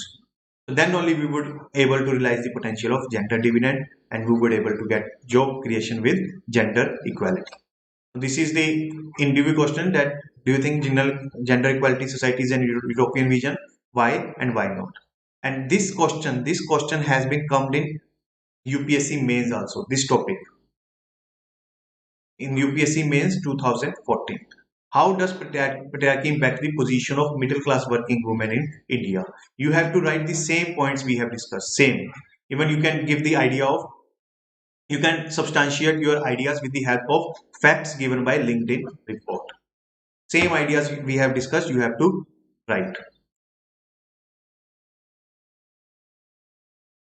Now coming to the Metro Neo. So you know cities are the engines of economic growth. What does it mean? If you want to earn money, if you want to earn money in life, you have to visit cities. You cannot be rich, you cannot be wealthy, you cannot earn high income by living in villages, by living in small towns. The cities offers you immense economic opportunity, immense financial opportunities to earn. Because there are huge consumers here. Cities are connected with all the parts of the country. So you, by sitting in the city, you get access to the whole market of the country. You get whole monetized economy available to you. Everything here from needle to aircraft, it is being offered you with the price. So only in cities you can earn. And that's why cities, to earn money, millions of people are coming to cities. So cities size are increasing and increasing year after year. So it is Delhi maybe in 1900. Delhi is now that much big size in 2020. So to connect various parts of the cities, you need a transportation or mobility system. And this traveling of crores of people give you congestion. You would find in Delhi that at any place you visit in Delhi, you would find huge crowd, be it in bus, metro, markets, etc. You would find huge traffic, and this traffic causes huge pollution. These are basically the common mobility challenges of urban areas. So what kind of mobility system we require that people, goods, etc. move freely? Its mobility system should ensure movement of people, not of vehicles. What happens on roads? You have one person in one car, and this car, what they do, they make the road congested. So speed of the vehicles get reduced. Only vehicles are moving, not the people. What does it mean? In these four cars there are only four people. If in the same road, if there is bus here, in this bus there is 80 people. So in bus people are moving, in cars vehicles are moving only. We need fuel efficient mass rapid transit system. We need green clean mobility which is convenient to public, secure for women, children and elderly. That is why Center has approved national standard specification for Metro Neo. What is this Metro Neo? See this picture. It is running on road, not on tracks. It is running on road. You just provide him the track on the road itself, so and provide some electric traction above it, and it would run on road. So it would run on road, so it is very low cost to build. And it is meant for tier 2 and tier 3 cities like Pune, like Nasik, like Ludhiana, Jalandhar, etc. Because they cannot afford big size traditional metro system that we have in Delhi, because they are very quite expensive to build upon. These are energy efficient, eco-friendly, because they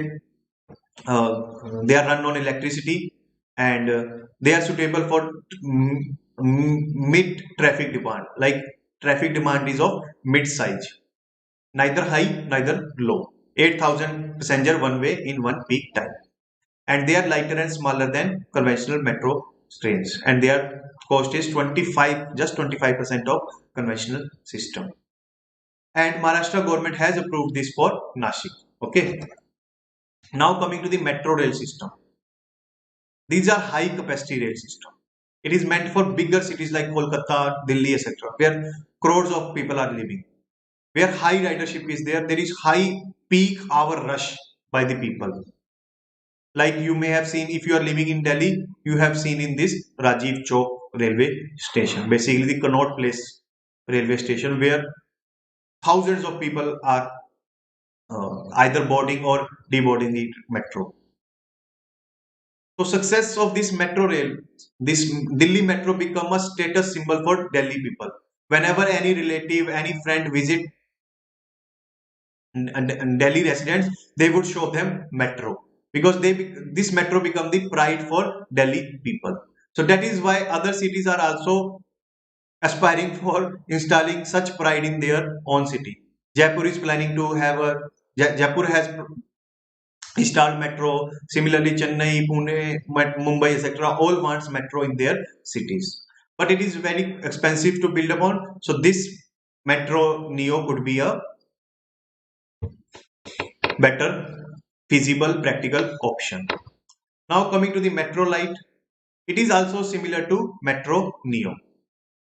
It is also similar to metro neo, but it is little bit bigger in size than metro neo. It is also run on tracks or road. It is also run on road. Okay, it is also can act as a feeder system to high capacity metro. Feeder system क्या होता है? Suppose this is the metro track. Okay, so this metro tracks goes linearly. Linearly it goes in just one direction it goes. But suppose you are dropped at this station, but you need to go to this station. So there is no metro between this place A to place B. So this metro light that would run on a road would make you would ensure that you are आपको A position से B position पे ले जाए. इसको बोलते हैं feeder system.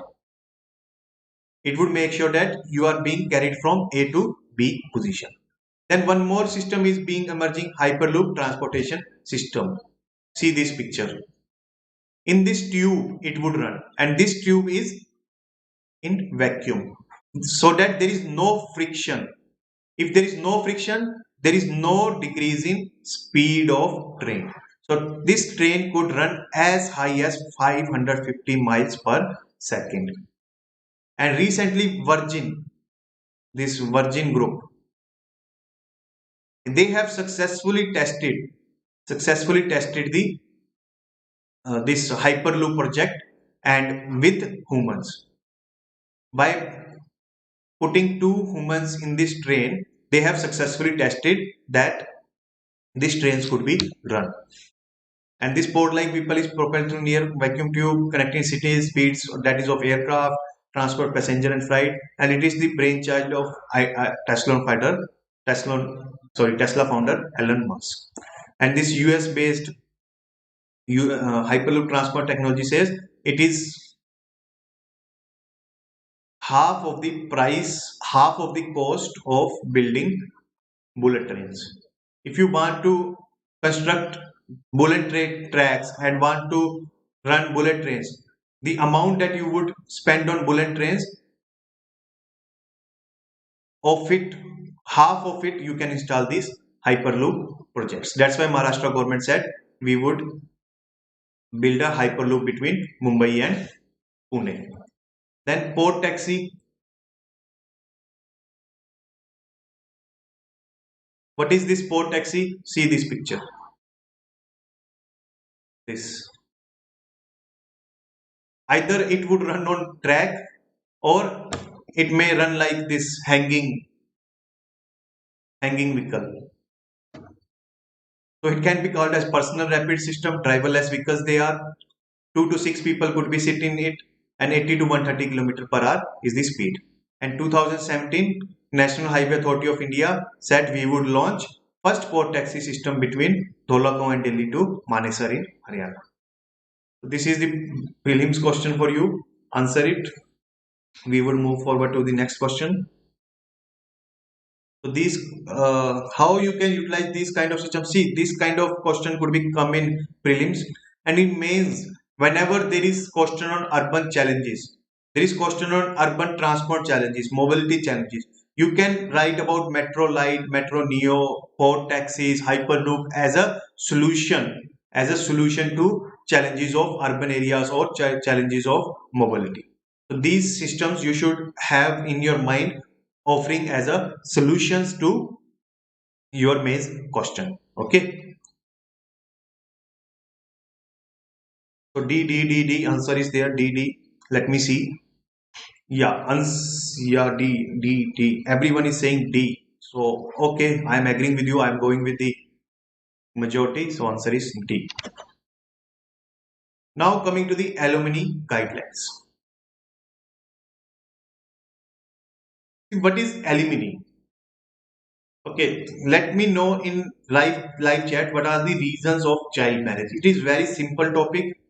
Child marriage. You may have read this about child marriage in your schools itself. You must have written an essay on child marriage during your school days. So tell me the reasons of child marriage in India. So first, let me know about brief about early marriages, that is child marriages. Like they get early pregnancy, which have detrimental effect on their health. Then also not only on their health but also their children health, root cause of stunting and wasting. Then they are not able to complete their education. You may have seen many girls, especially in tier 2 and tier 3 cities. They do visit college, but they are not able to complete their college. They just leave the college midway. They may leave the schools midway because of their early marriage. They become dependent because they do not get the required skills, education, etc. So they are not able to get financially independent. And if the marriage does not work out, then these young women are quite extreme distress because they are not financially independent. They do not have any skills to live independently. So in this situation, if the marriage does not work out, what happens? There is provision in the law to give you alimony. That is, husband has to pay the wife, the deserted wife, some amount of money so that the wife could sustain herself, could live a meaningful life. Because this wife in our society is disempowered. She does not have any means to survive herself because her marriage is done early or investment on her education skills are not being done by their parents. So that is why this wife has very limited economic opportunities available in the market. So she cannot bear the expenses of herself. So that's why she is being dependent. So husband has to give her money so that wife could sustain her life. This is the concept of alimony. Okay.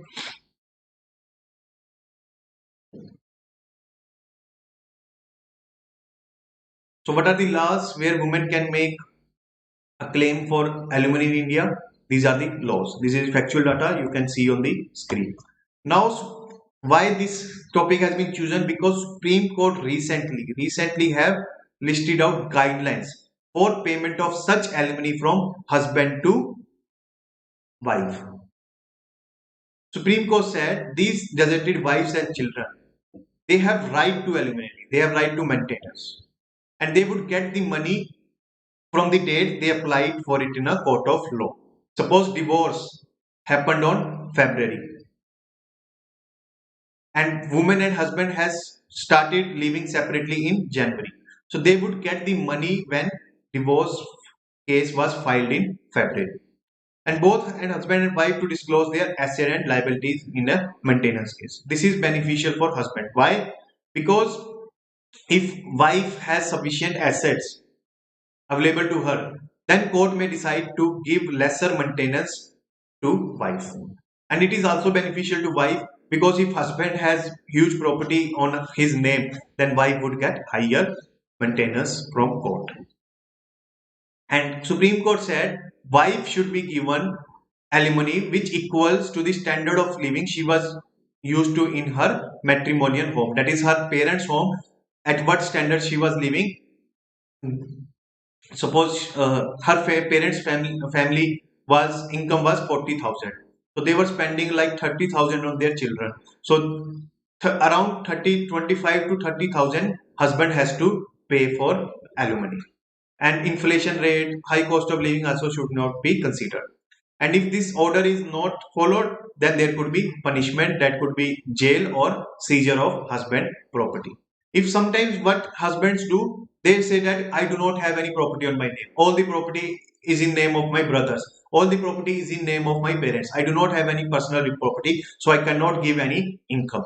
Court says, do not befool us. If you do not have any property, but you have the sufficient educational qualification and you are skilled, able-bodied, you have to provide the maintenance by earning in the market, in the job market. बाहर जाओ, काम करो, पैसा कमाओ और wife को दो. But court makes one judgment in favor of husband that they do not have to pay maintenance in different proceedings in different matrimonial laws. These laws we have just read it. Suppose in Hindu Adoption and Maintenance Act, court says pay 25,000. In Child Maintenance Act, High Court says pay 10,000. The court says you do not need to give maintenance under different laws. Just give one single lump sum amount to wife. That is, suppose 30,000 is the lump sum amount. Just give it to wife, and this would cover all the laws maintenance under this amount. Okay. तो उस 30,000 में सब आ जाएगा, सभी laws की maintenance आ जाएगी. So why such judgment? See, maintenance cases need to be settled in 60 days, but it takes huge time because of legal loopholes. And because of these laws, these extended proceedings, women left empty-handed for years. So now what is the way forward? These maintenance laws should be implemented in an effective manner. For this, we need to establish dedicated courts. We need to ensure the vacancies of judges get filled properly, infrastructure facilities there, wives are being aware of their rights, the legal aid should be given to her. These kind of steps should be given so that maintenance law, which is the measure of social justice, could be implemented in an effective manner.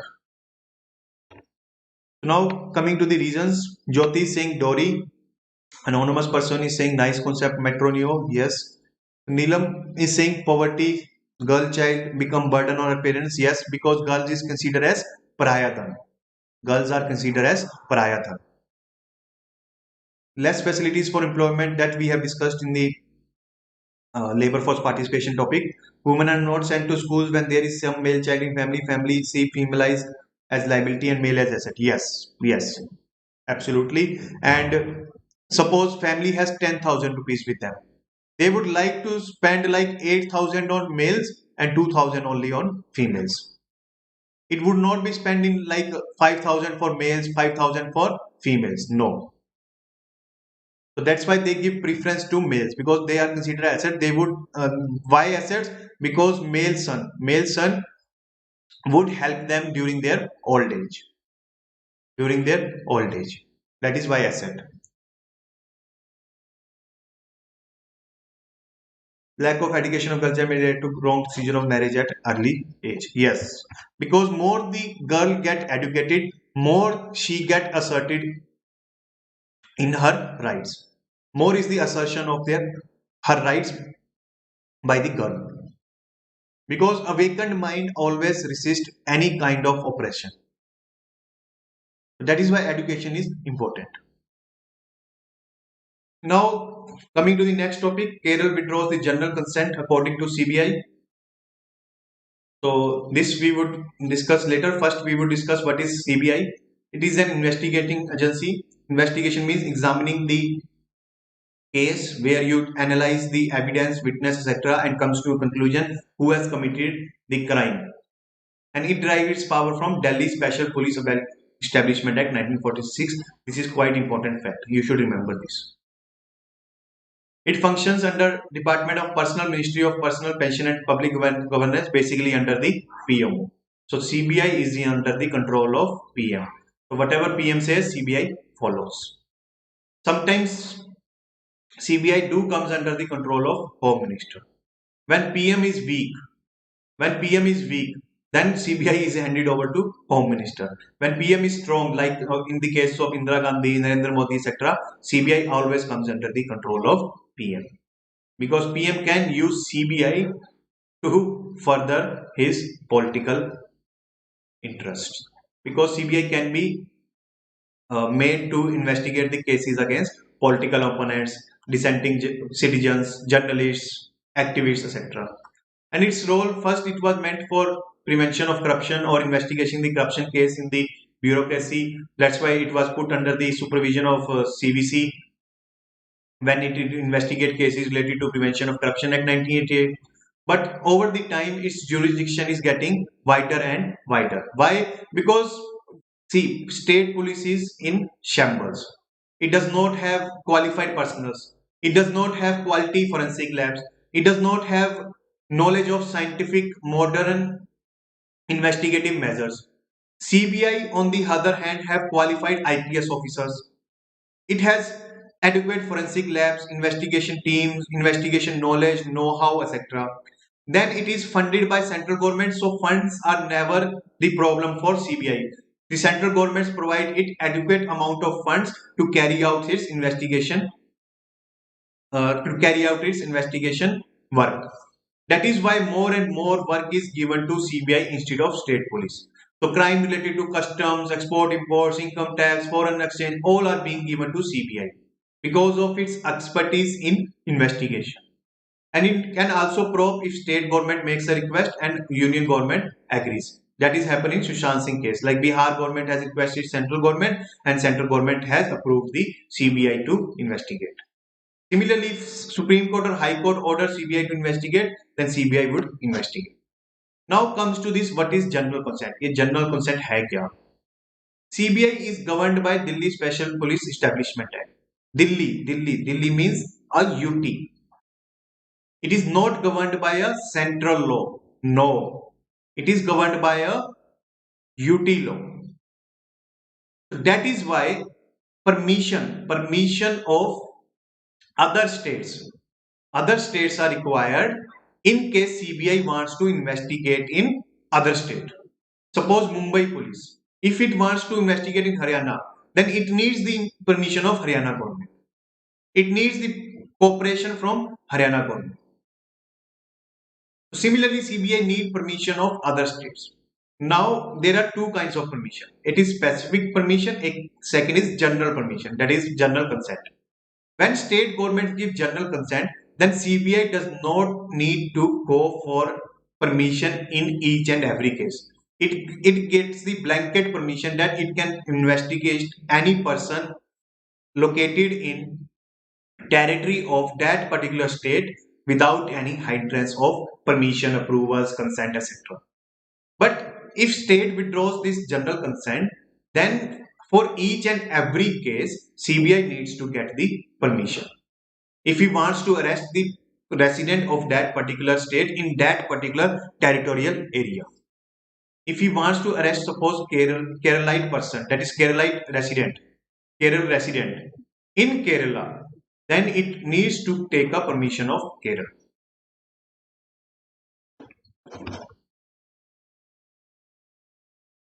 Now, Kerala has withdrawn it. Earlier, Maharashtra, West Bengal, Rajasthan and Chhattisgarh had withdrawn it.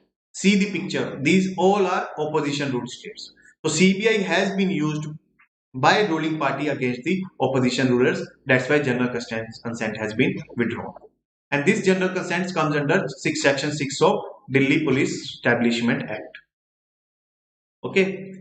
So what happens after the withdrawal? Is CBI become powerless to investigate any case in Maharashtra, Chhattisgarh, Kerala, etc.? No. First, the previous cases when general consent existed, CBI has the power to investigate old cases related to it. Okay, the previous cases still it has the jurisdiction to investigate in Kerala, Maharashtra, etc. Then second thing, what CBI can do, it can investigate. See, remember the second thing also. CBI is a central agency established by a UT Act. UT Act. It is a central agency established by UT Act. Why? Because police is under control of Delhi police is under control of union government. You know that the police law and order land comes under Delhi government, union government. That is why under this act, CBI becomes a central agency. So being a central agency, it should have jurisdiction all over the country. It should have jurisdiction all over the country. So that is why if CBI suppose register a case in Delhi, then it has the power to go to Kerala, Maharashtra, etc. to investigate that particular case registered in Delhi.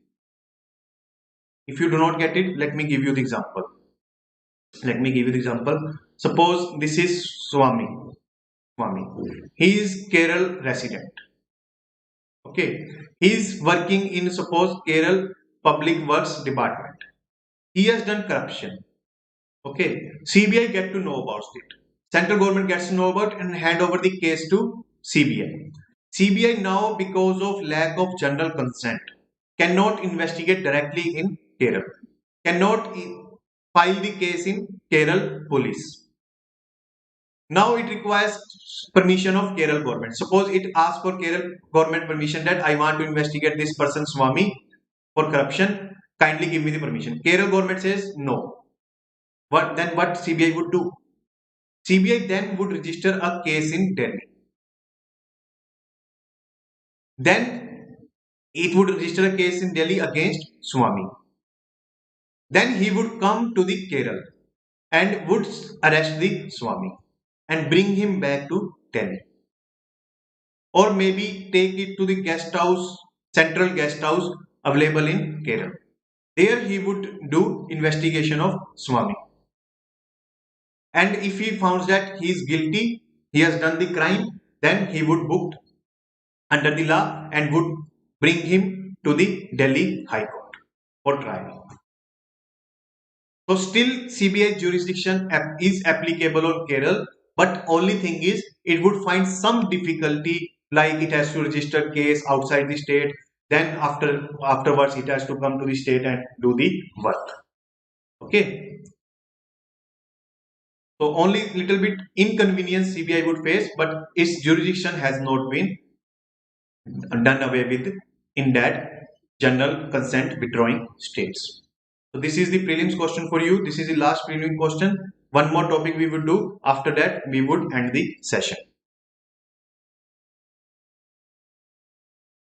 Okay, kindly answer. Let me see. You may be tired now. I know that. And I want to test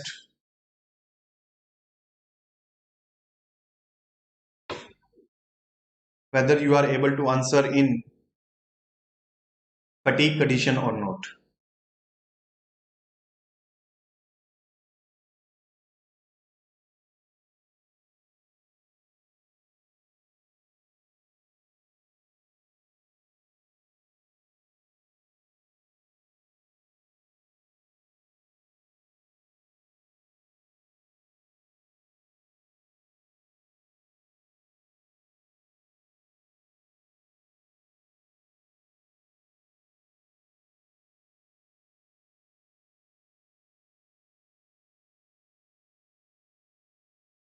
A.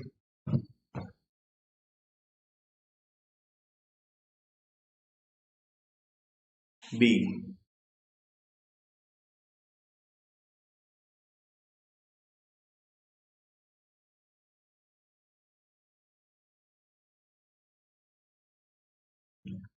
Yes, answer is A. Answer is A. B is wrong because Haryana UP is not there. Okay, answer is A. Let's come to the next topic, that is demonetization. 8th November, we have celebrated 4-year anniversary. BJP says it is anti-black day, anti-black money day. And Congress called it disaster day. So what is demonetization? Is it basically stripping a currency unit of its status as legal tender? You have just withdrawn some piece of paper, some piece of currency paper from the economy. And basically it was not demonetization, it was a remonetization. Because currency was replaced, the existing currency was replaced with new currency. 500 notes were replaced with new notes and 1000 notes were replaced with 2000 notes. What were the objectives? To discourage the use of high value notes for illegal transaction, be it terrorism, be it human trafficking, be it narcotics, etc. To curb the black money, because at that time black money movement was quite, you know, was in high momentum. Why? Because you know about Hanna Hazare movement, you know about Ramdev Baba movement in 2010 to 14, where they have accused that government is in complicit with some tax evaders who has taken the country's wealth to Swiss banks. That is why they wanted that black money should be recovered back. And Narendra Modi, sensing the political opportunity from it, has said that in various rallies that I am against this black money. I would make sure that black money would be recovered. But 2 years has happened after he has come into power in 2014, and black money has not been recovered. Okay, so black money do not get recovered. So the opposition start taunting him. Where is the 15 lakh rupees you promised that you would give to the people out of black money you would recover?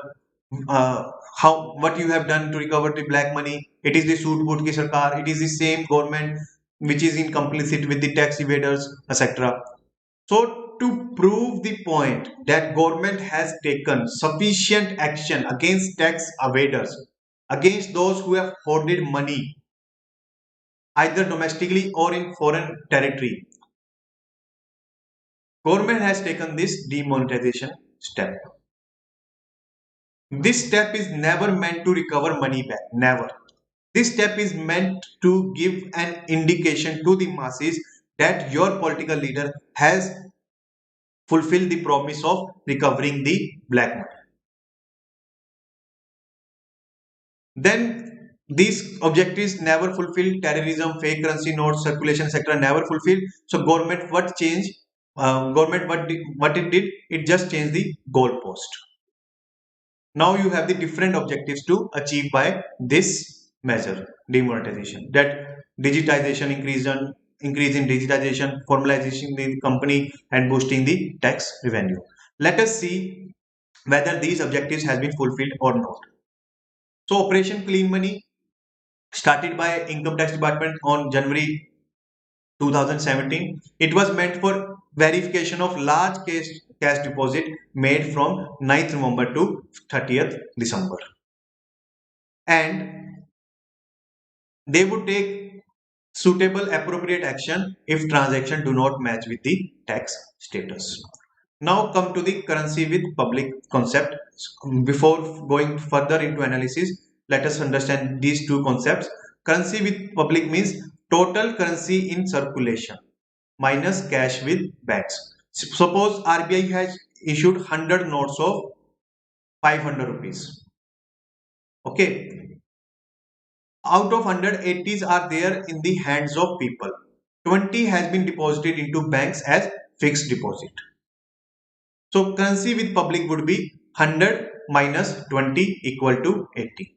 Currency in circulation, that is the total cash available in the country, that is 100, whether it is with banks or with public. Okay. So what is the impact of demonetization?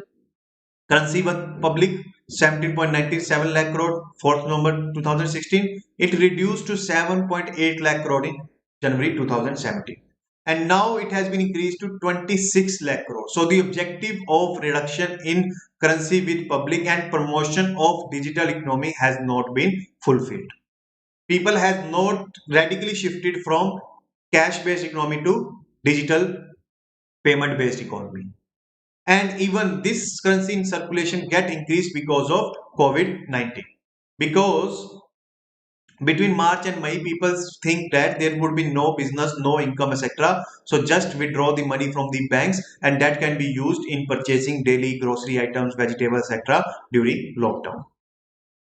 This is the first reason. But this decrease, see this 7.8 lakh crores from 17 lakh crore. It means people lose 10 lakh crores. See, you have 10 lakh crore rupees in your pocket. You can use this 10 lakh crores in purchasing goods and services. But now this 10 lakh crores has been locked up in banks.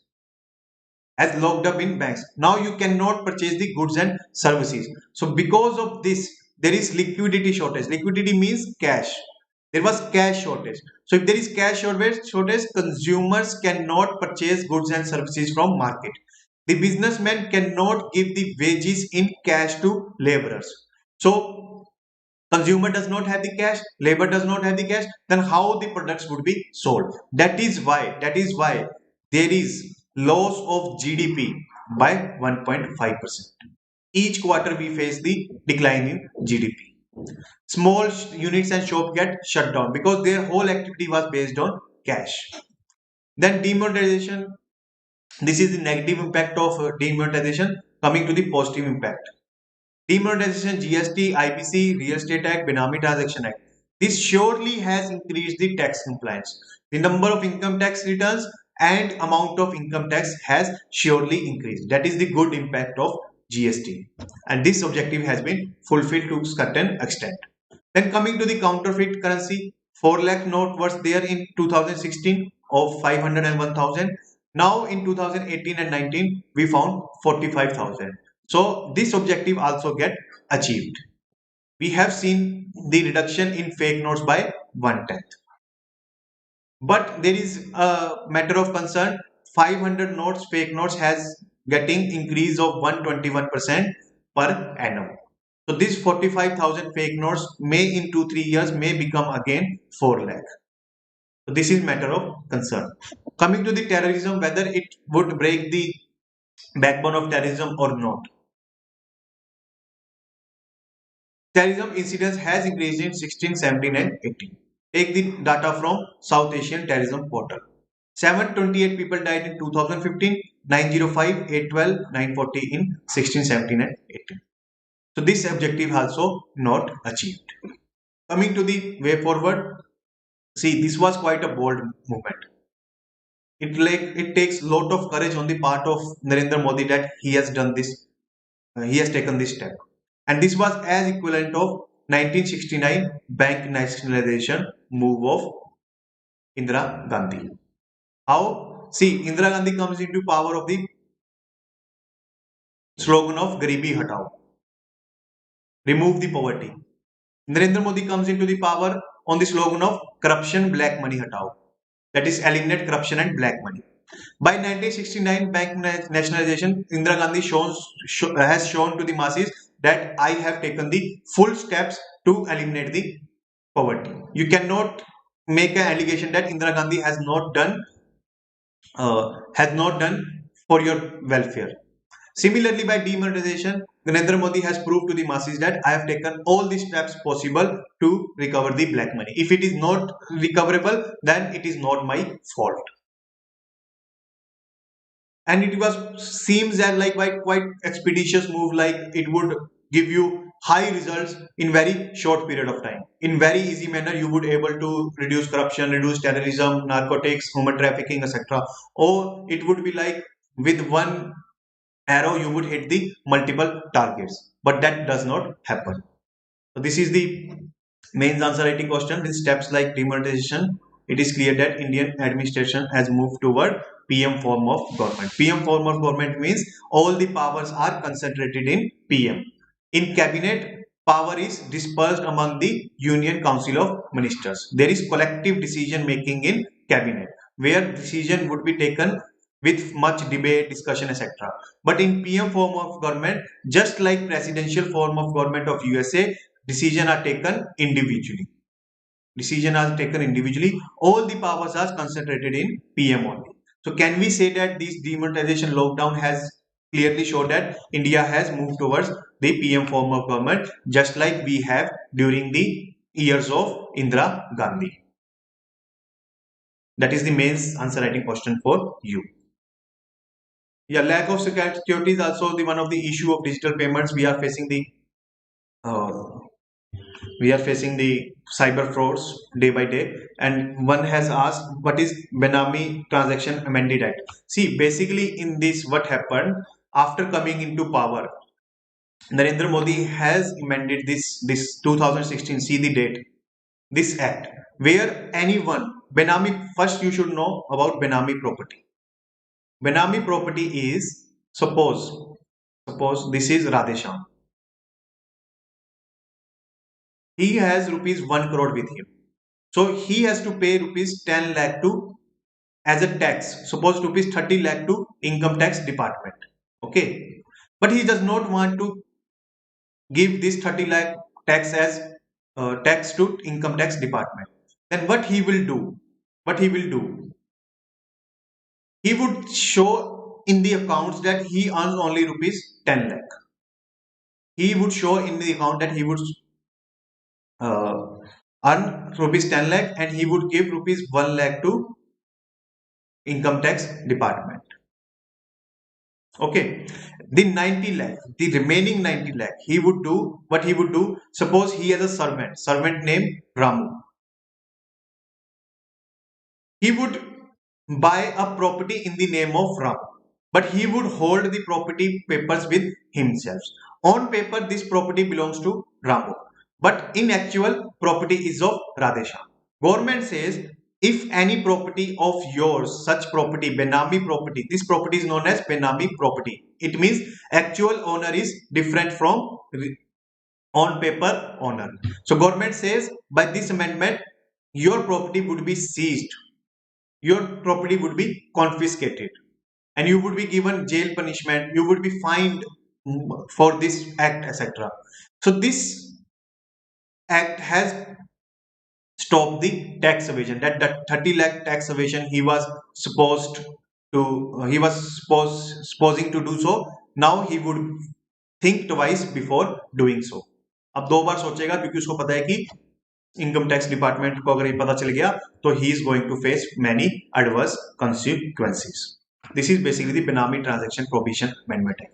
See this date 2016. This has been passed in like June July 2016. Demonetization happened in November 2016. But this act has not been read by the masses. Masses को पता ही नहीं था, लोगों को पता नहीं था कि this act has been passed. So this act has no political significance because masses does not get realized that Narendra Modi has done something for you. So now in November 2016 when he does the demonetization, all the 130 crore people of this nation get to know that Narendra Modi has done quite a lot to tackle the black money problem. Okay, this was basically the Benami Transaction Prohibition Amendment Act. तो demonetisation को पूरे देश को message चला गया कि मोदी जी ने अपना वादा निभा दिया. बट ये benami transaction act, insolvency, bankruptcy code, no one reads, so no one bothers about it, and no one knows that Narendra Modi has done something good for you. Okay, so that's why demonetization was important. Okay, I think we should end the session. One topic has been left. We would do it tomorrow. Okay, in the next class. Petition for declaring ecological sensitive area as unconstitutional. So that's all for today. Thank you very much. You can reach out to me at Telegram channel. I think most of you are there on this Telegram channel. If you want to interact with me, want to have any doubt resolved of current affairs, or of any static subject or any preparation related doubt, you can join this channel and ask any doubt of yours. And you would also get this current affair material there also, because you do not need to wonder here and there for these PDFs. Okay, that's all for today, and thank you very much.